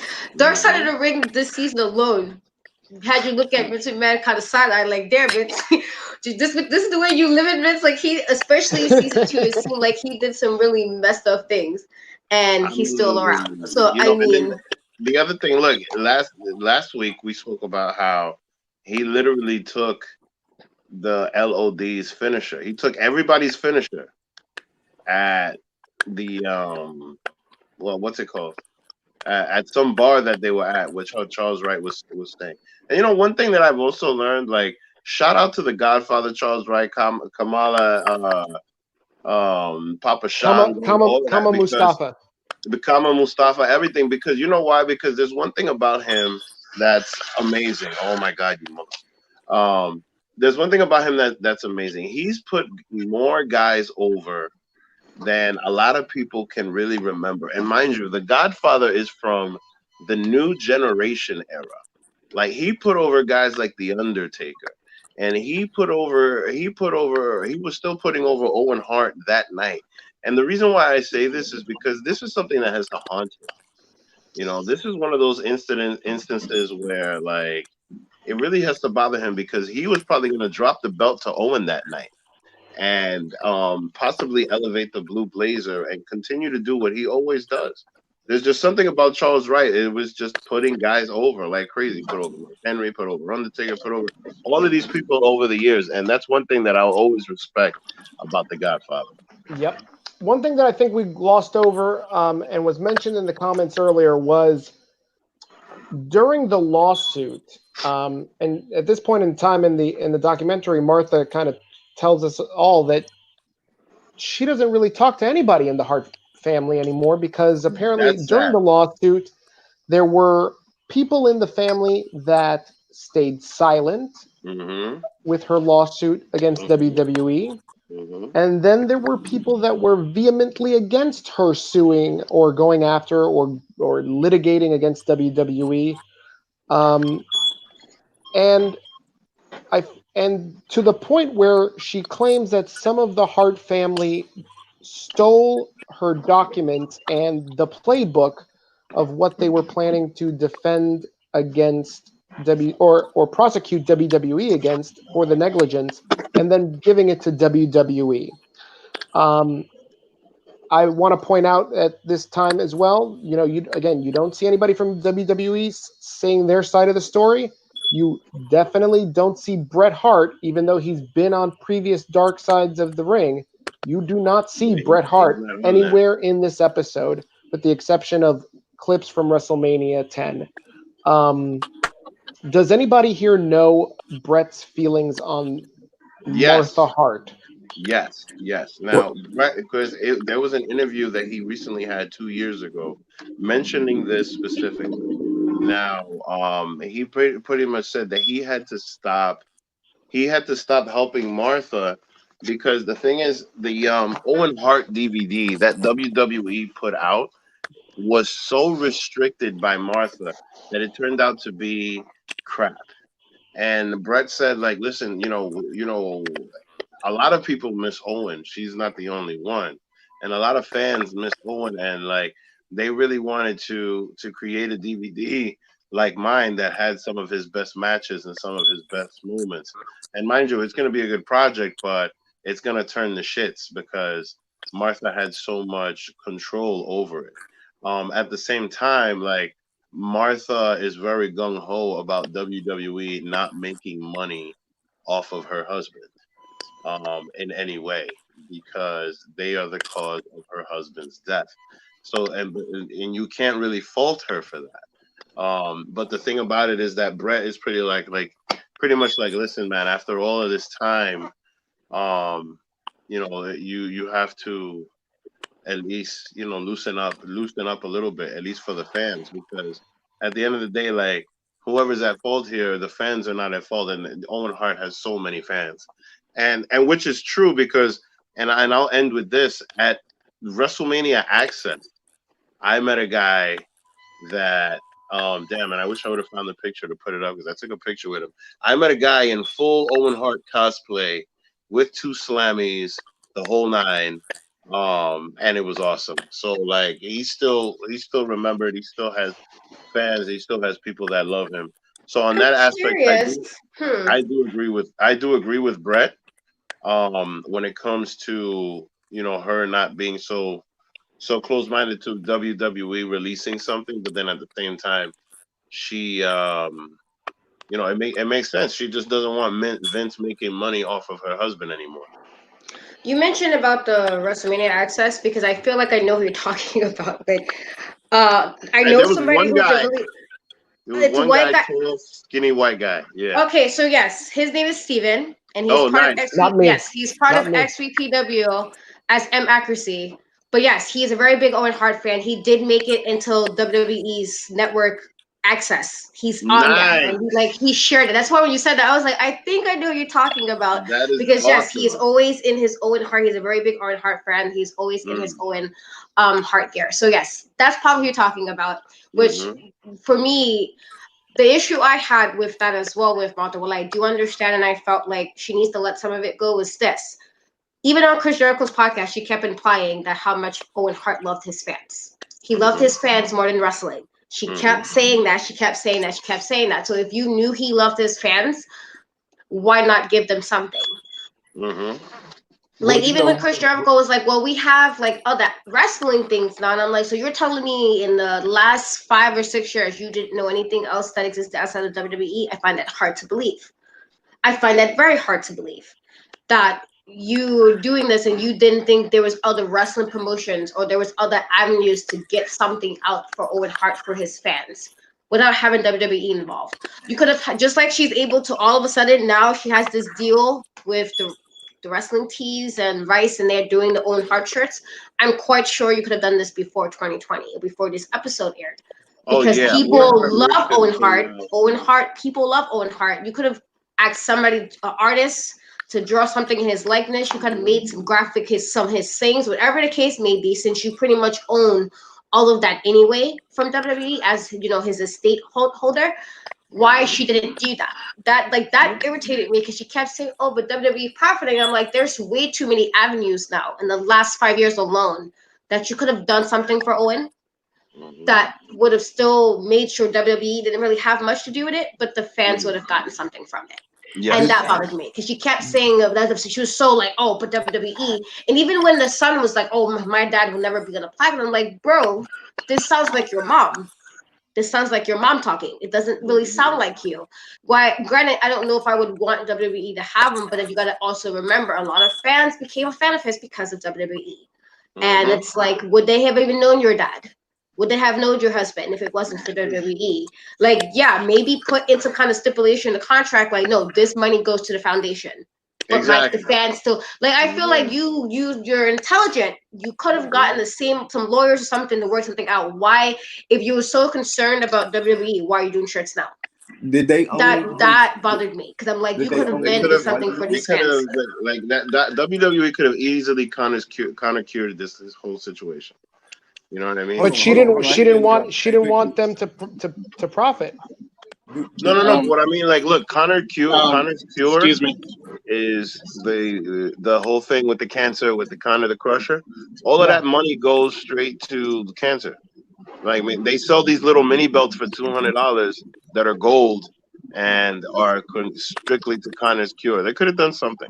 They could have. Did WWF? I mean, WWE own his likeness to where she did like no. She owns his likeness. That's why they're not able to use anything of his. That's why I'm saying, like, if your estate you have his estate and all of his things, why not do something before 2020, before this episode aired? That was strange to me. It was just like, you knew fans been wanting this for years. In the last 3 years alone, you could have worked something with some t-shirt company. I'm sure an artist would have been grateful to even draw a cartoon version of Owen Hart or make his likeness, because you can't take that away. WWE can't take that away. That's his face. It's his face. Mind you, there are shirts out there by like t-shirt, like Teespring, and people artists, they make stuff and they've put Owen Hart on it.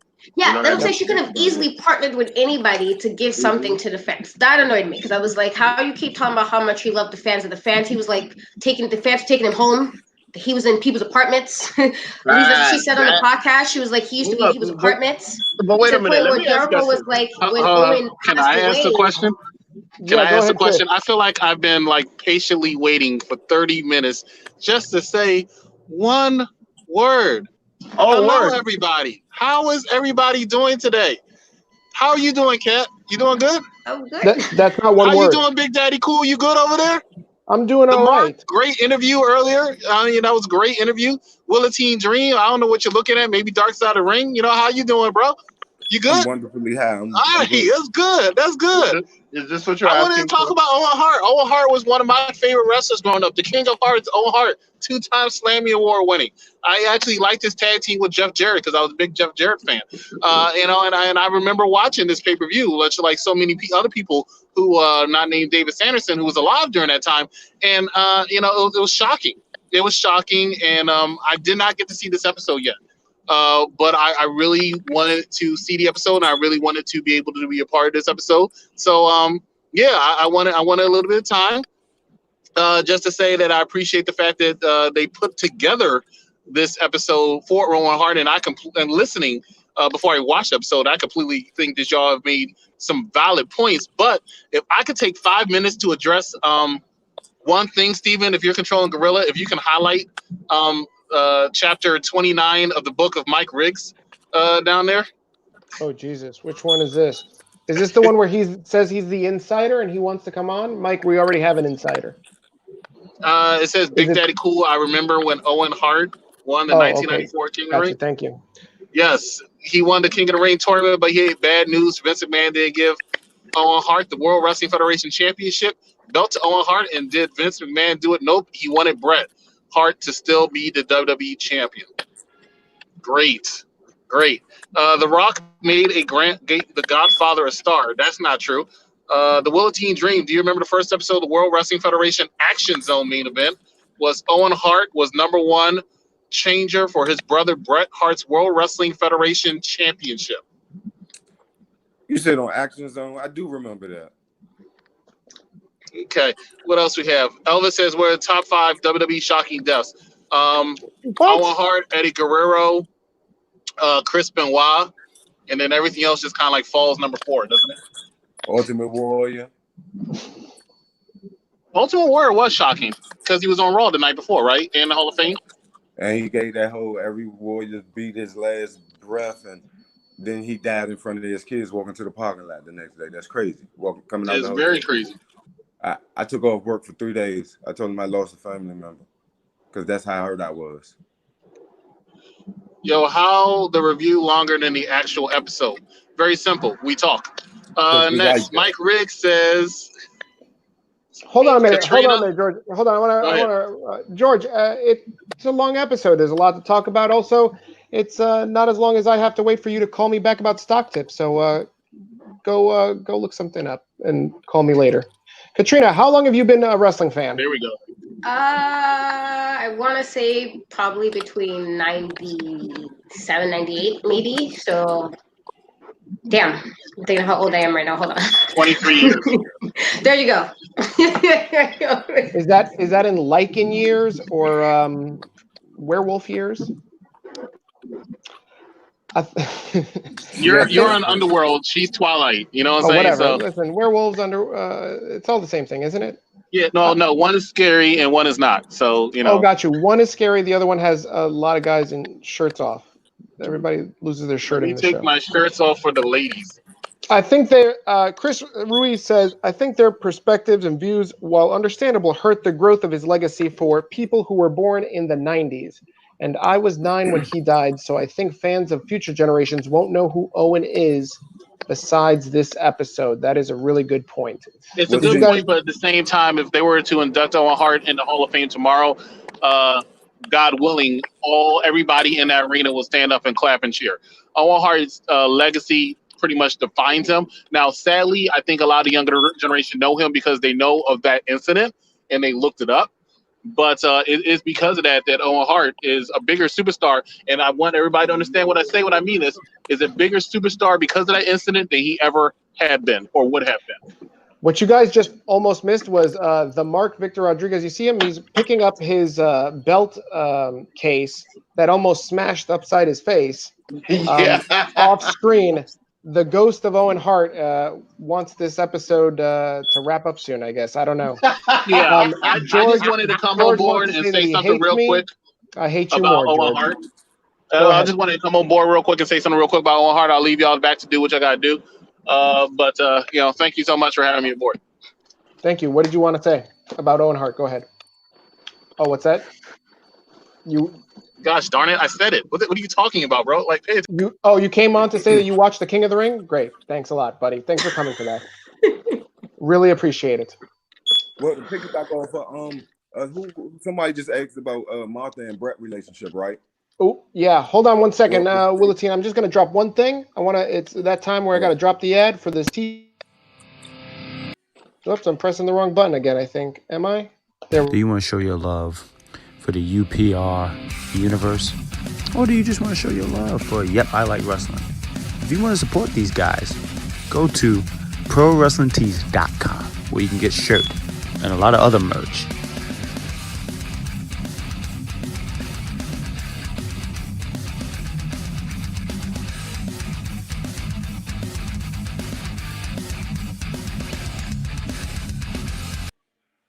I like headbanging to that song. We talk about shirts. The UPR shirt is at Pro Wrestling Tees. Also at Pro Wrestling Tees are the aforementioned Owen Hart shirts. I'm going to show them right here. This is the new limited time only Owen Hart shirt. There are 2 shirts on Pro Wrestling Tees at the moment. These are the official Owen Hart shirts approved by Martha Hart. As you can see, they have the Dark Side of the Ring logo on the corner. And this is the other shirt that is available. In Our Hearts Forever, Owen Hart t-shirts. Willatine, thank you for being so patient. You said you had something to share. Go ahead. Yeah, Martha and Brett, they really had a big spat when Brett came back to the company. Yep. And he's been very vocal of her not letting the fans get Owen in the Hall of Fame. And I don't know if y'all remember Mark Henry's Hall of Fame speech when he addressed it, Martha, and that's why I guess that was WE doing by him not being a part of the Dark Side of the Ring. It's iffy because when you lose your spouse, it's not a dollar amount. So the 18 million, hell shit. I mean, would he had made that like over his career with merch sales and all that? Probably. I do agree with Chris saying, he became a bigger star and posthumous because he probably would have. I don't know if he would have got a main title run. I don't think so. Maybe. I doubt it. No, It's interesting that you say that, Willatine. so. Let me get your opinions on Chris Jericho mentions that if Owen was still alive, had he seen a couple more years, he would have been able to wrestle Chris Jericho, guys that he influenced, Chris Jericho, Eddie Guerrero, Benoit, Edge. Those matches would have been fire, and those matches did not happen. Chris Jericho thinks that he would have had a resurgence. What are your thoughts, Willatine? Actually, with that whole new when those guys was coming up, they was the new Canadian Youngblood. So to have him there as the older statesman and him and Benoit, I think those matches probably would have been epic. Oh, it would have been fire. It would have been fire. Vic, what do you think? I think it would have been amazing. I definitely think those matches would have been fire because Owen Hart was still young. He was already a 2-time Intercontinental Champion. He was having a feud with Stone Cold. That feud probably could have been revamped. His whole thing with Davey Boy Smith, the British Bulldog, was awesome. The guy could have been utilized in many ways. And mind you, it wasn't the best run, but even the Black Heart Owen Hart was good. The stuff that he did in the Nation wasn't bad. So the guy had a lot of versatility and he knew his craft. So I think he definitely would have done well. He definitely would have done well. Keep in mind, he's responsible for the DX and NWO feud. I want everybody to remember that. He's responsible for the what? DX versus NWO feud. Look at that. Look at that. That I didn't know. How was he responsible for that, Chris? We're gonna wait. Oh wow. Okay. All right. There you go. Hold up. Yeah. Is Ricky in Gorilla? That Katrina's the only one. No, that's I don't know. That's my fault. I'm on my phone, so I'm pressing wrong buttons. But look, no, he's responsible for it because he joined the NWO. I mean, not NWO. He joined the Nation of Domination. I'm sorry. He joined the Nation of Domination because he was feuding with Triple H, and DX always had the numbers game, so he needed backup. So then he joined the Nation, and then they were his backup, and then it ended up escalating between The Rock and Triple H, and that's how you got that great feud. It's one of the greatest faction feuds in wrestling history, in my opinion. That's right. It's the last time we saw one of the most- blackface on WWE as well. Oh yeah, Sean Waltman. That was We great. got one of the most. We got one of the Quickly, most Katrina, epic- what we got- would have been your match that you wanted to see out of Owen Hart and all these new generation of wrestlers? I probably, yeah. I love Eddie. He's actually one of my favorite wrestlers. I would have loved, because the fact that Owen Hart could do technical wrestling, but he can also do high flying maneuvers, I think would have worked well with Eddie Guerrero. It was already mentioned about Chris Benoit, and taken away from what he did at the end of his life. He's one of the best technical wrestlers I've ever seen. I think that would have been a great match. And even Edge, and even though Edge was, he got better, obviously, to become a Hall of Famer as a solo, wrestler. I even think Edge would have been a great, it would have been nice to see Owen Hart do that. And I feel like he probably would have put them over and still gave a good match. So it kind of sucks, because it was literally the next year they started coming in, and then it was just like, oh, well, he's gone. So it's like, Yeah. I would have wanted to see him, and it would have been Chris Jericho dream come true. Him and Owen be tag team champions. Like you said, I used to draw me and Owen Hart as the tag team champions, and I think that would have probably, because he was a hell of a tag team wrestler. Like every team he was with, he'll go. Him and Yokozuna, him and British Bulldog. I'm missing someone. Who? No, he was the European champion then. But anyway, we got one of the most epic parody promos out of that beef between the Nation and DX. Mm-hmm. When my man came out there with the nose.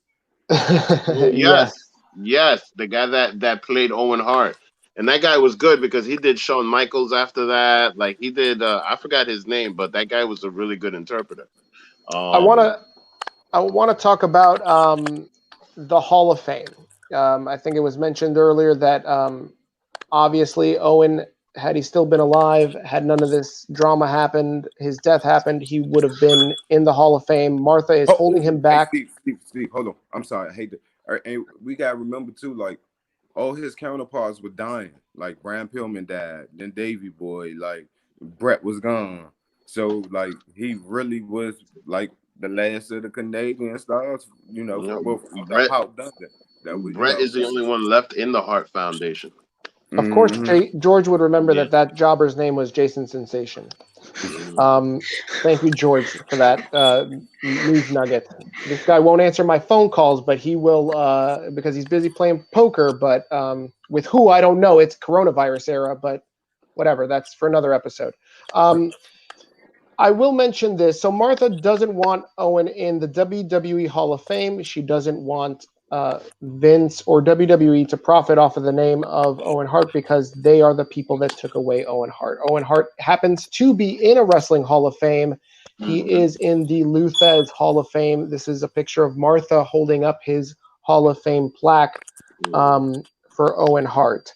I will ask you guys right now. The Luthez Hall of Fame? Yeah, that's upstate, like in Cooperstown somewhere, right? That's upstate, isn't it? Talking about Vic.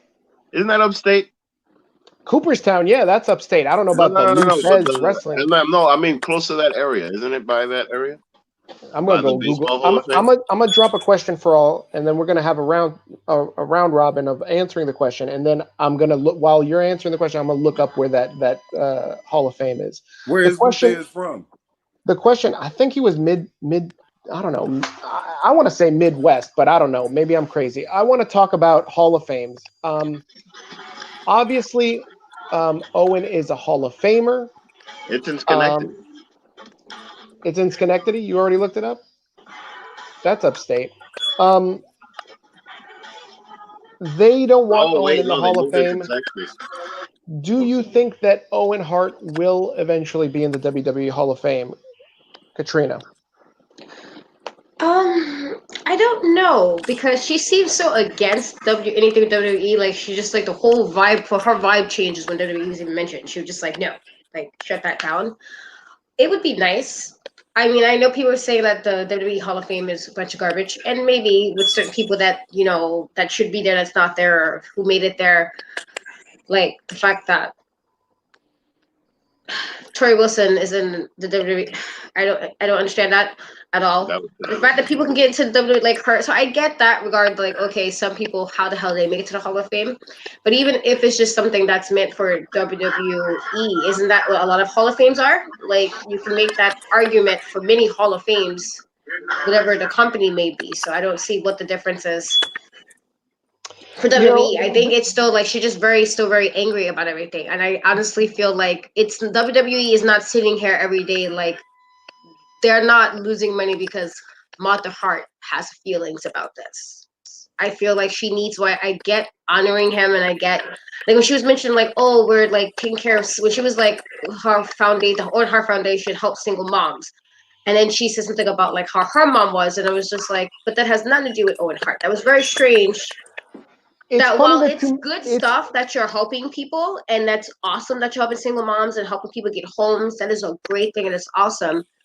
I don't feel like that's an Owen Hart thing. I feel like that's more of a you thing, and that's fine if it's a you thing, but don't make it as if that's what Owen Hart would have wanted, because that doesn't sound like Owen Hart at all. From what everybody said about him. See, I don't know. I don't know about that. Like, to me, like, here's the other thing that I find real peculiar, because she was very vague on the episode, and they were trying to wrap up the hour about the Owen Hart Foundation, right? And all proceeds that the shirts that we just showed go to, with the exception of the unpopular review shirt, but the two Owen Hart shirts, the proceeds go to the Owen Hart Foundation. She talks about this being a 20-year organization or some odd. I went to the website because I didn't know what the Owen Hart Foundation is. I don't know who they're helping. And even on the website, if you go visit it, you don't get a clear answer, right? The first thing that you get smacked with is I looked it up on my phone. The website is not mobile friendly. So apparently $18 million in a settlement can't get you a good website for this nonprofit organization. Second thing is, the thing on the headline is, I started this organization because of my husband, Owen Hart, tragically died because of this negligent act. We're a nonprofit organization. What are you about? Your dead husband or the good that you do for the world? Which one is it? True. And I had to search. I had to dig on this website. I had to click multiple links to figure out what they do. I finally found out in the About section that they do two things. They help low-income families get housing, like buy a house, and they have scholarships for kids. If you were to ask me who is eligible for this scholarship, I don't know. I couldn't figure it out from the website. I don't know if everybody's eligible. Low-income kids, white kids, black kids, brown kids, Canadian kids, American kids. I don't know. Who knows? Nobody knows. So I don't know. I'm very confused about what the Owen Hart Foundation is. I don't really want to trash it because I don't know enough to trash it. But I don't know. It seems a little weird that like the sole focus, if you go on that website, is like the death of Owen Hart. She opened a nonprofit so that money won't get taxed. So that's the thing. It's like with nonprofits, you usually, to even become a nonprofit, you have a very clear mission statement. What is your goal for this nonprofit? So that's what I'm saying. Like, while it's named after Owen Hart, is it really like when they was like her and her son, or their son rather, was like, oh, this is more than Owen Hart when he was wrestling. And I'm like, well, maybe he didn't just like wrestling, but was Owen Hart what he wanted to help? Like, low income people get houses. Maybe he will have something else that was calling to him. Maybe he liked animals. How do we know that this is something he would have specifically done?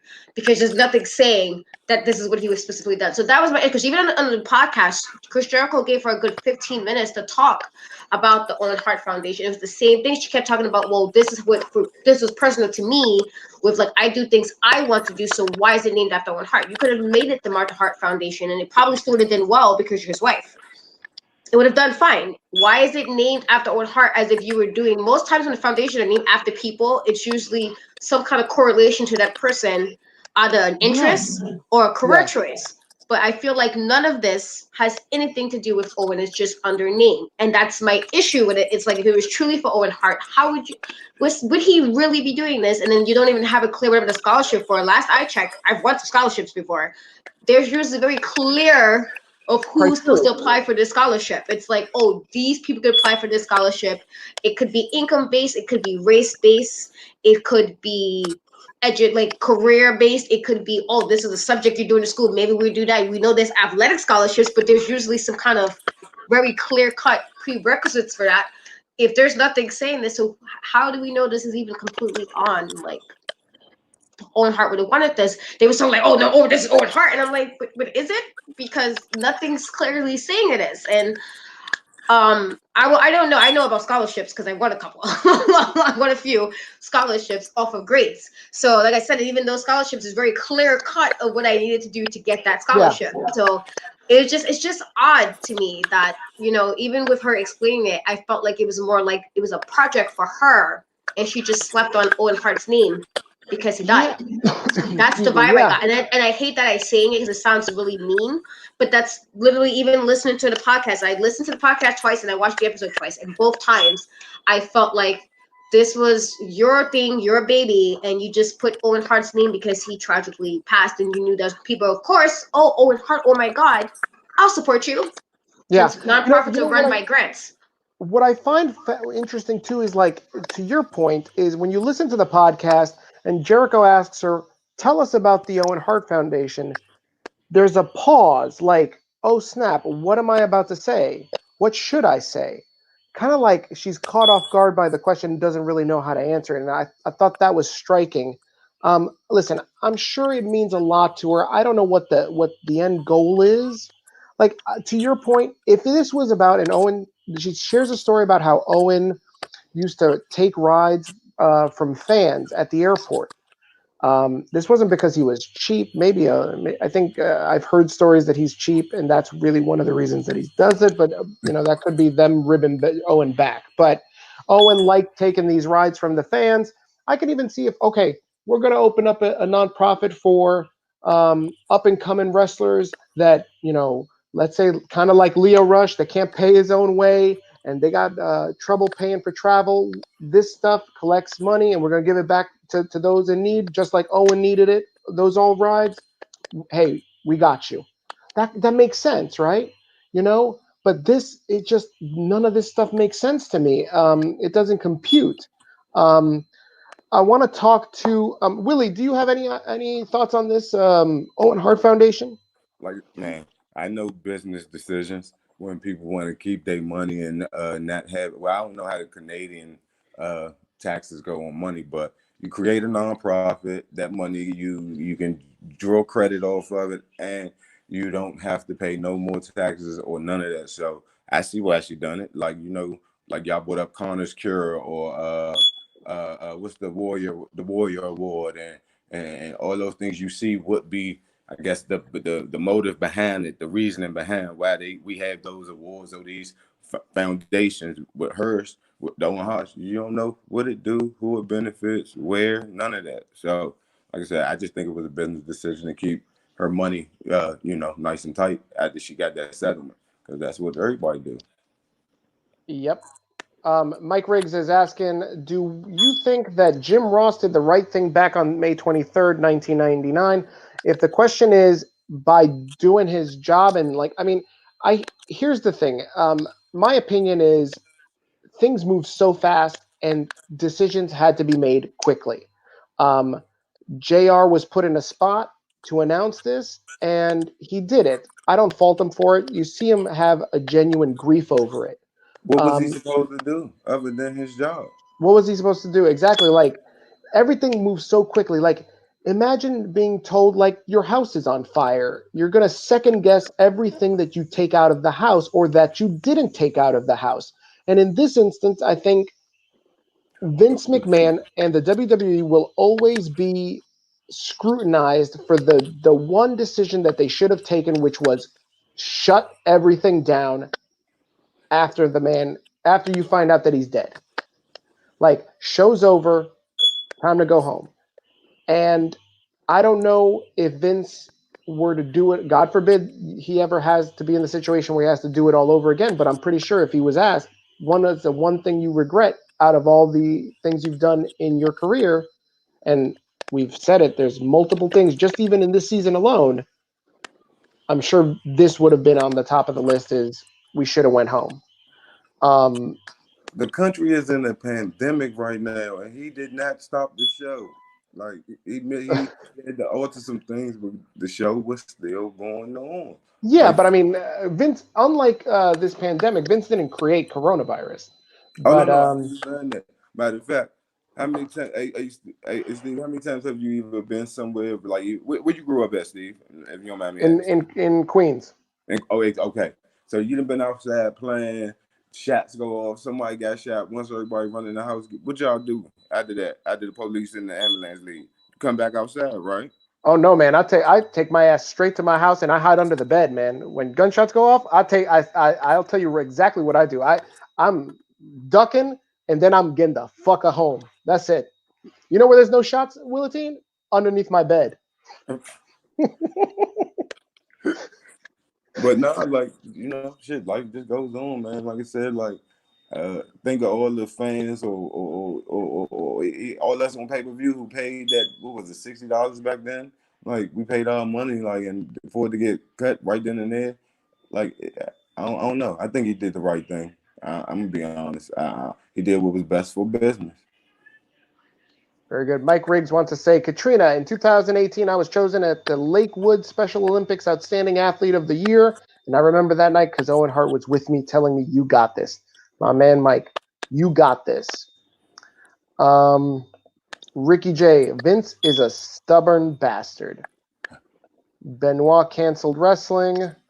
Let's talk about that's pretty much the end of the episode. I think we've gone through all of it. This episode of Dark Side of the Ring last night got Dark Side of the Ring's highest ratings of both seasons. It tallied 350,000 viewers. That is almost half of the viewers that AEW and NXT get. But still, number one is number one. It's the number one show that they had all season. I think we've already talked about the Hall of Fame. We talked about the new merchandise. I'm going to ask this question. Why now? Why drop a shirt now? Why tie into Dark Side of the Ring? Is Martha Hart now capitalizing on Owen Hart's death? Of Katrina, course. let's start with you. Oh, Willatine, go ahead. You saying yes? Of course. This was what, the 21st year or 20th year since it happened? That Owen died. How long? 21st, I think. 21st. So why not, when you got the season finale episode coming on, why not make a merch and put merch out there? Why not? Yep. So you don't see anything wrong with it? It's her husband. If she is capitalizing on his death, there's nothing wrong with it. It's her husband. Why shouldn't she? If anybody should gain any type of money from his, it should be her. Very good. If she wouldn't have won the rights to to WWE, would have been making money off of them. So I mean, who can blame him? I don't. Very good, Katrina. I don't find nothing wrong with it necessarily, but I did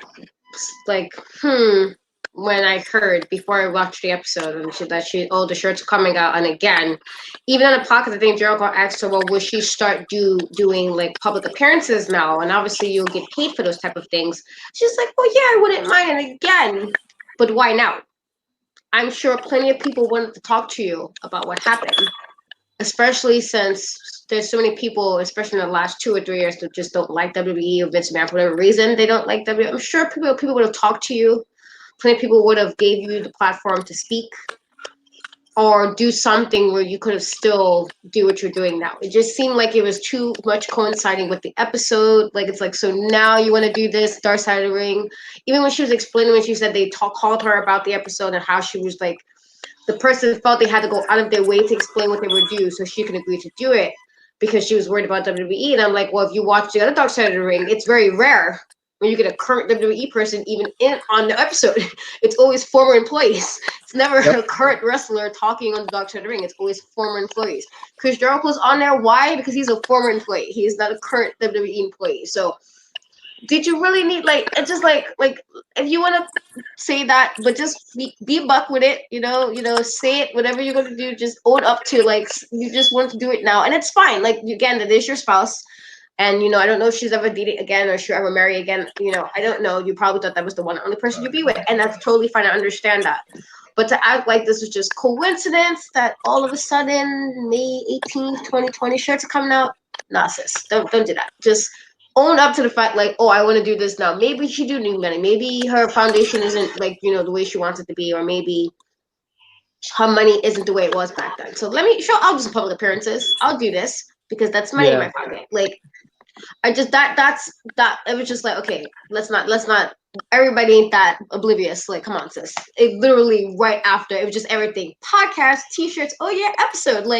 No, let's not act like you was just that unaware of timing. I'm sure you had say so in timing because you had say so in everything. It was there was definitely let's have the shirts come out this day, or the podcast is going to air on this day, and the episode's coming. Everything was definitely if I was doing a book release, this is literally how you plan out this. We're going to do this first. Then we're going to release this part next to get. So it's that's literally what I felt. It was we're planning. We nobody needed promotion for Dark Side. I mean, people were going to watch it. It's Owen Hart. It's the same thing with Chris Benoit. None of Chris Benoit's family members needed to make money off of the episode because people were going to watch it. It was Chris Benoit. It's the same thing with Owen Hart. People were going to watch. You didn't need to make a marketing plan unless that was your intent. So, not saying she's wrong for it, but I'm just own up to it. That's what you're doing. Own up to it. It's cool. Be honest. Yep. I just find it odd that you don't see Brett in this episode. You don't see anybody in this episode. Really, kind of, it's very one point of view. Martha Hart's point of view. It's she didn't alienate herself from the other Harts, her siblings and stuff. It was a big rift. I felt like if Brett would have been on it, she probably wouldn't have done it anyway. Because when she was explaining in the podcast, she kept explaining that the producers of Dark Side of the Ring was very, very open about what they want to do to make her feel comfortable. So if they was oh, let's have Brett on, let's get 2 stars, probably would be no, and she probably would have shut that down. Because Bret Hart has been on quite a few episodes in both seasons. He could have. That was his brother. That was his baby brother. I'm sure he has his thoughts and feelings about. Even if he, buried a hatchet with Vince, that is still your brother. I'm sure you have personal feelings about it. Just like when you had some of the other episodes and their siblings talking about the person that died, in the Road Warriors episode last week, the brother was talking about it, and they were crying. 2 different age brackets. The mic was in between the 2, and both of them were in tears, still talking about. They knew he was dead, and they were in tears. I'm sure Brett still has feelings about it, even if he buried a hatchet with events. It would have been nice to see both perspectives, but I'm quite sure Martha was no. If he's here, I'm not doing it. I think that's probably why the producers were so clear cut about this is what we're going to do. Because they said they'd never done that, but they did it for her as if they was afraid if she was let's add Brett to this, or somebody from WWE should have been nope, not doing it. Even if WWE is not profiting from it, because they're not. Would he have to get clearance from WWE to be a part of it? Because we didn't see Mark Henry on there either. Him and Mark Henry was real good friends. They was great friends. I don't think that they need clearance from WWE, but I mean, I think that's a conversation. I think Vince probably doesn't like the fact that these guys are airing his dirty laundry. And if you show up, when you come back to the fold for WWE, you're going to have to answer the question, or you're going to get blacklisted. You're just going to be all right, we're not picking up Mark's call anymore. A guy like Jericho, he's set, right? He's good with his band. He's good with AEW, Japan, whatever. He don't need WWE. Even then, he's such a good businessman that he knows that Vince is still going to pick up the phone in 5 years, 10 years, because Jericho is worth Hall of Fame money. The Hall of Fame shirts alone will pay for Jericho's contract and the appearances and all that stuff. Jericho knows that Vince is going to call him and squash whatever beef they have because Jericho narrated Dark Side of the Ring, or showed up on this podcast, or talked to Brody Lee or Moxley about this, he knows Vince is going to look over this stuff, just like Vince has looked over drug addictions in the past, Jimmy Snuka killing a guy. Like, Murder. he's looked over all this stuff. Wait, he's not going to look over this? Like, at the end of the day, it's about business. And if there's money tied to it, like if somebody that's a jobber, let's say Zack Ryder, right? If Zack Ryder has to come back in 5 years, he does everything that Jericho did. Is he coming back in 5-10 years? Nope. Because there's no money in Zack Ryder. But Jericho knows there's money in Chris Jericho. There's a Hall of Fame money. There's a ring tied to that, and that's money. That's, at the end of the day, it's about business. This was a wild episode, very emotional episode. I'm just going to leave it with an update on the kids. Oj is a lawyer now. He's in school to be a civil rights lawyer. Athena is in school to be a journalist, and Martha says that she is certain that Owen Hart is looking down on her and the kids and is very proud of everything that has gone down with them, and very proud of the kids. And why wouldn't he be? They seem like good, upstanding kids. Guys, any final thoughts about this episode, everything, the whole thing, all of it? Vic, you've been waiting patiently there. You survived tonight. The case almost coming down on your head. I'll start with you. What are your any final thoughts? Well, my final thoughts on the King of Hearts, Owen Hart, the 2-time Slammy Award winning King of Hearts, Owen Hart, is that this documentary was more about Martha's treatment of Owen. I mean, like the way that Martha was treated after the fact and the way that everything happened. But one thing that I definitely did enjoy with this documentary is that they got into all the details as to how it happened, from the carabiner to the people involved to the negligence that was involved. The level of negligence that happened here before was assumed, but never really brought out into detail. So that is what I personally enjoyed about this documentary. Willatine. I Final like that. thoughts. I like that. We've got to see her side, how she felt. Like, we didn't heard so many times. Like I said, we've seen her on Jericho and all that, but like, fans got to actually see her face. They actually got to see footage of the funeral. That, like, if you wasn't a fan then or old enough to remember, you wouldn't remember that. So I got to. I'm glad, and it was a great one. Like, I'm glad that I got to get her point of view. She expressed her hurt, her disappointment, and I'm glad she got paid too. Mm-hmm. So it was a great fucking show. Way to end the season. Absolutely, there was a lot of talk, a lot of controversy, a lot of Kevin Dunn hate, a lot of Vince hate. Ricky here says, I'm guessing Godfather won't be doing anything in WWE anymore. I don't know about that, Ricky, because Godfather didn't say anything scandalous. D'Lo didn't say anything scandalous. They just gave their reactions. Yep. Hey, he owns Cheetah Strip Club in Vegas. He's all right. Doesn't D'Lo work for him? Isn't he like a bouncer? He be on the door. He be on the door sometimes. That's right. All right. Katrina, final thoughts. As I've said with like previous episodes, I love Dark Side of the Ring from season 1. It's always nice to kind of see, like, when you're watching something as a spectator at home, it's always nice to be like, oh, so this is what really happened. Like, we see what we see on TV when the shows air, but have all this drama happen backstage or all this shadiness. It's like, oh, we're getting some of the shade that happens in the wrestling world in general. So I love the show. I thought it was this season, especially, they started off with Chris Benoit and then they ended it with Owen Hart. So they had like two of the biggest, events in wrestling history to, start and end the season. So it was a good episode. It was I did feel like it was a lot geared to Martha Hart, and I felt like for that reason it was a bit biased because it was mostly geared to her. I would have liked them to give more into Owen Hart. as he was. That's the one thing Dark Side of the Ring always do is like they give you very little about the wrestler. They just go to the tragic part, and I'm just like, oh, okay, well, it would be nice to get little nice things about the wrestler before you go to, oh, well, he died, and it's like, oh, okay, we're gonna deal with that part now. So, but it was a good episode. It was sad at some parts. Like I said, I would have probably lost my job. There was no way I would have went with the rest of the show. Personally, I couldn't do that. I would have felt like that's a human life. Like, okay, You would have walked out. I would have. If I was the referee and I seen that happen. If I was JR and I watched it happen, I would have left, and I probably would have lost my job. And I couldn't even be mad about it. But I know I wouldn't be able to put on a cool face. I'm a person with no poker face.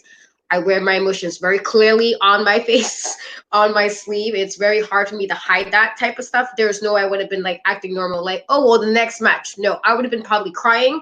I would have been like, y'all not gonna ask if he's okay. I would have been asking the person in my headset. So yeah, this is what we like. I would have been upset about that. I would have lost my job. I couldn't have done it personally. So, I mean, power to them. I mean, I guess people do what they gotta do for their jobs, business. I couldn't do it personally, but it was a really good episode. Just some parts just make me like, this sucks. Like, it sucks. Yep. Yeah. Because who knows how he'd be living now if he would have stayed alive. It's like that type of thing. Absolutely.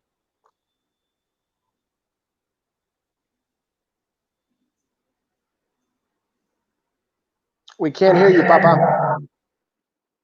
And in fact, when you're using that, I'm getting an echo. So go ahead, Vic. How about now? Yep. Yeah. Okay. I feel like the Hart dynasty would have actually gone somewhere if Owen Hart was around, probably to just help them out. Because unfortunately, like Natty is great in the ring, but she doesn't have charisma. Same thing with Tyson Kidd, and same thing with Davey Boy Smith, Jr. So like I think that Owen Hart would have been vital in their development, because when they came out, they didn't really have like a heart to help them. They had Bret Hart that pretty much just like gave them the little shove, but he wasn't around full time like that. If Owen Hart would have been around and probably like in a managerial role or a producer or something, like he definitely would have ended up backstage somewhere. He would have been something vital, because he had a lot of yeah, I mean he had a lot of talent, the guy. But I really wonder what would have happened with them if he was around, because they just flopped really fast. I don't know if you guys remember the Hart dynasty. Yeah, no, I remember. Yeah. Even Canadian Stampede. I think they mentioned that a little bit on the Talk is Jericho podcast about how epic that pay-per-view was, and what it meant to be in Canada. Jericho was in the audience, I think, that day for that. Guys, thank you very much. You've been watching Unpopular Review. Again, if you are new to watching the show, we like to review all things wrestling and pop culture. I'm going to go through some of the shows that we have. Earlier today, Vic did an interview show with Bronx Wrestling Federation's own Brother Greatness. That can be found on our Yep I Like Wrestling Facebook page, as well as our YouTube page.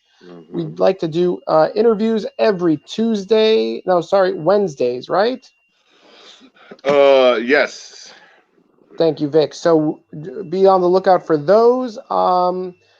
Next up this week, tomorrow, we have Unpopular Review NXT AEW Results Edition. We're going to be talking about NXT, what happened tonight, AEW, all that action that happened today. I can tell you right now, I watched AEW and I was very pleased with a lot of the results. But I'll drop my thoughts in the comments tomorrow as we have that show. Nice. And Friday, we have SmackDown. We are going to review SmackDown after SmackDown. Usually we do it on Saturdays, but I think this Friday we're going to end up doing a show right after SmackDown goes off the air at 10:05, and we're going to give you our thoughts on SmackDown. And then on Saturday, I believe it's Saturday, right? We have Unpopular Review, Captain America Winter Soldier. We're going to review the entire movie. It's not exactly a watch along, but it is No. It is fun. Jokes will be Yes. made. Lots of fun will be had. Please tune in for unpopular review. Captain America: Winter Soldier, in my opinion, the best Captain America movie that is out of the entire franchise. Because the third one is really Marvel Avengers 2.5. Precisely. Very good. You see this picture? This is all three of us right now. That's Nick Fury. Katrina is not Scarlet Witch, Scarlett Johansson, Black Widow. Vic can be Captain America, and I'm Nick Fury. Huh? Very good. Guys, I think that's everything, right? Have I said everything today? Espérate. Everything was said, right? Espérate. Yeah. Oh, that's right. I forgot one more thing. Double or Nothing, Saturday night. We're going to do a post show for Double or Nothing. And we're going to review everything that happened. Hopefully, Rey Fenix wins this ladder match. Yeah. Nyla Rose retains because nobody gives a Sheeta about Sheeta. And, Inner Circle wins because really, I don't need to be seeing the other guys. Cody's going to lose. Let's be real. But I guess you guys are going to talk more about that tomorrow on the AEW show. Yes, we will. Let's see. What else do I got? I need to take off this thing. Very good, guys. Did I get everything? I believe so. Excellent. It was a pleasure hanging out with you guys tonight. I hope I was respectful and made no shameless jokes. Did I behave myself tonight, Katrina? Yes. Very It's good. Excellent. All right. I fought myself. I'm going to let it all out tomorrow in the chat for the AEW thing. I'm just nice. So tune in for that. Guys, thank you again for watching. This is Unpopular Review. Please check out our Facebook, like, love, share to all your social media and Facebook timelines. You can find us at UPR Yep ILW on YouTube. And once you're there, please subscribe and hit that bell for the notifications for whenever we go live or put up any type of content. You definitely want to check that out. And the last thing I want to say is that we have a Patreon. Please visit our Patreon and support. That is patreon.com, Unpopular Review. Guys, for Katrina Storm, Victor the Mark Rodriguez, I am Big Daddy Cool, Steve Pena, wishing you guys all a very good night. Be safe, be healthy, and see you guys tomorrow for AEW. Yeah. All right, guys. Thank you so much. Good night.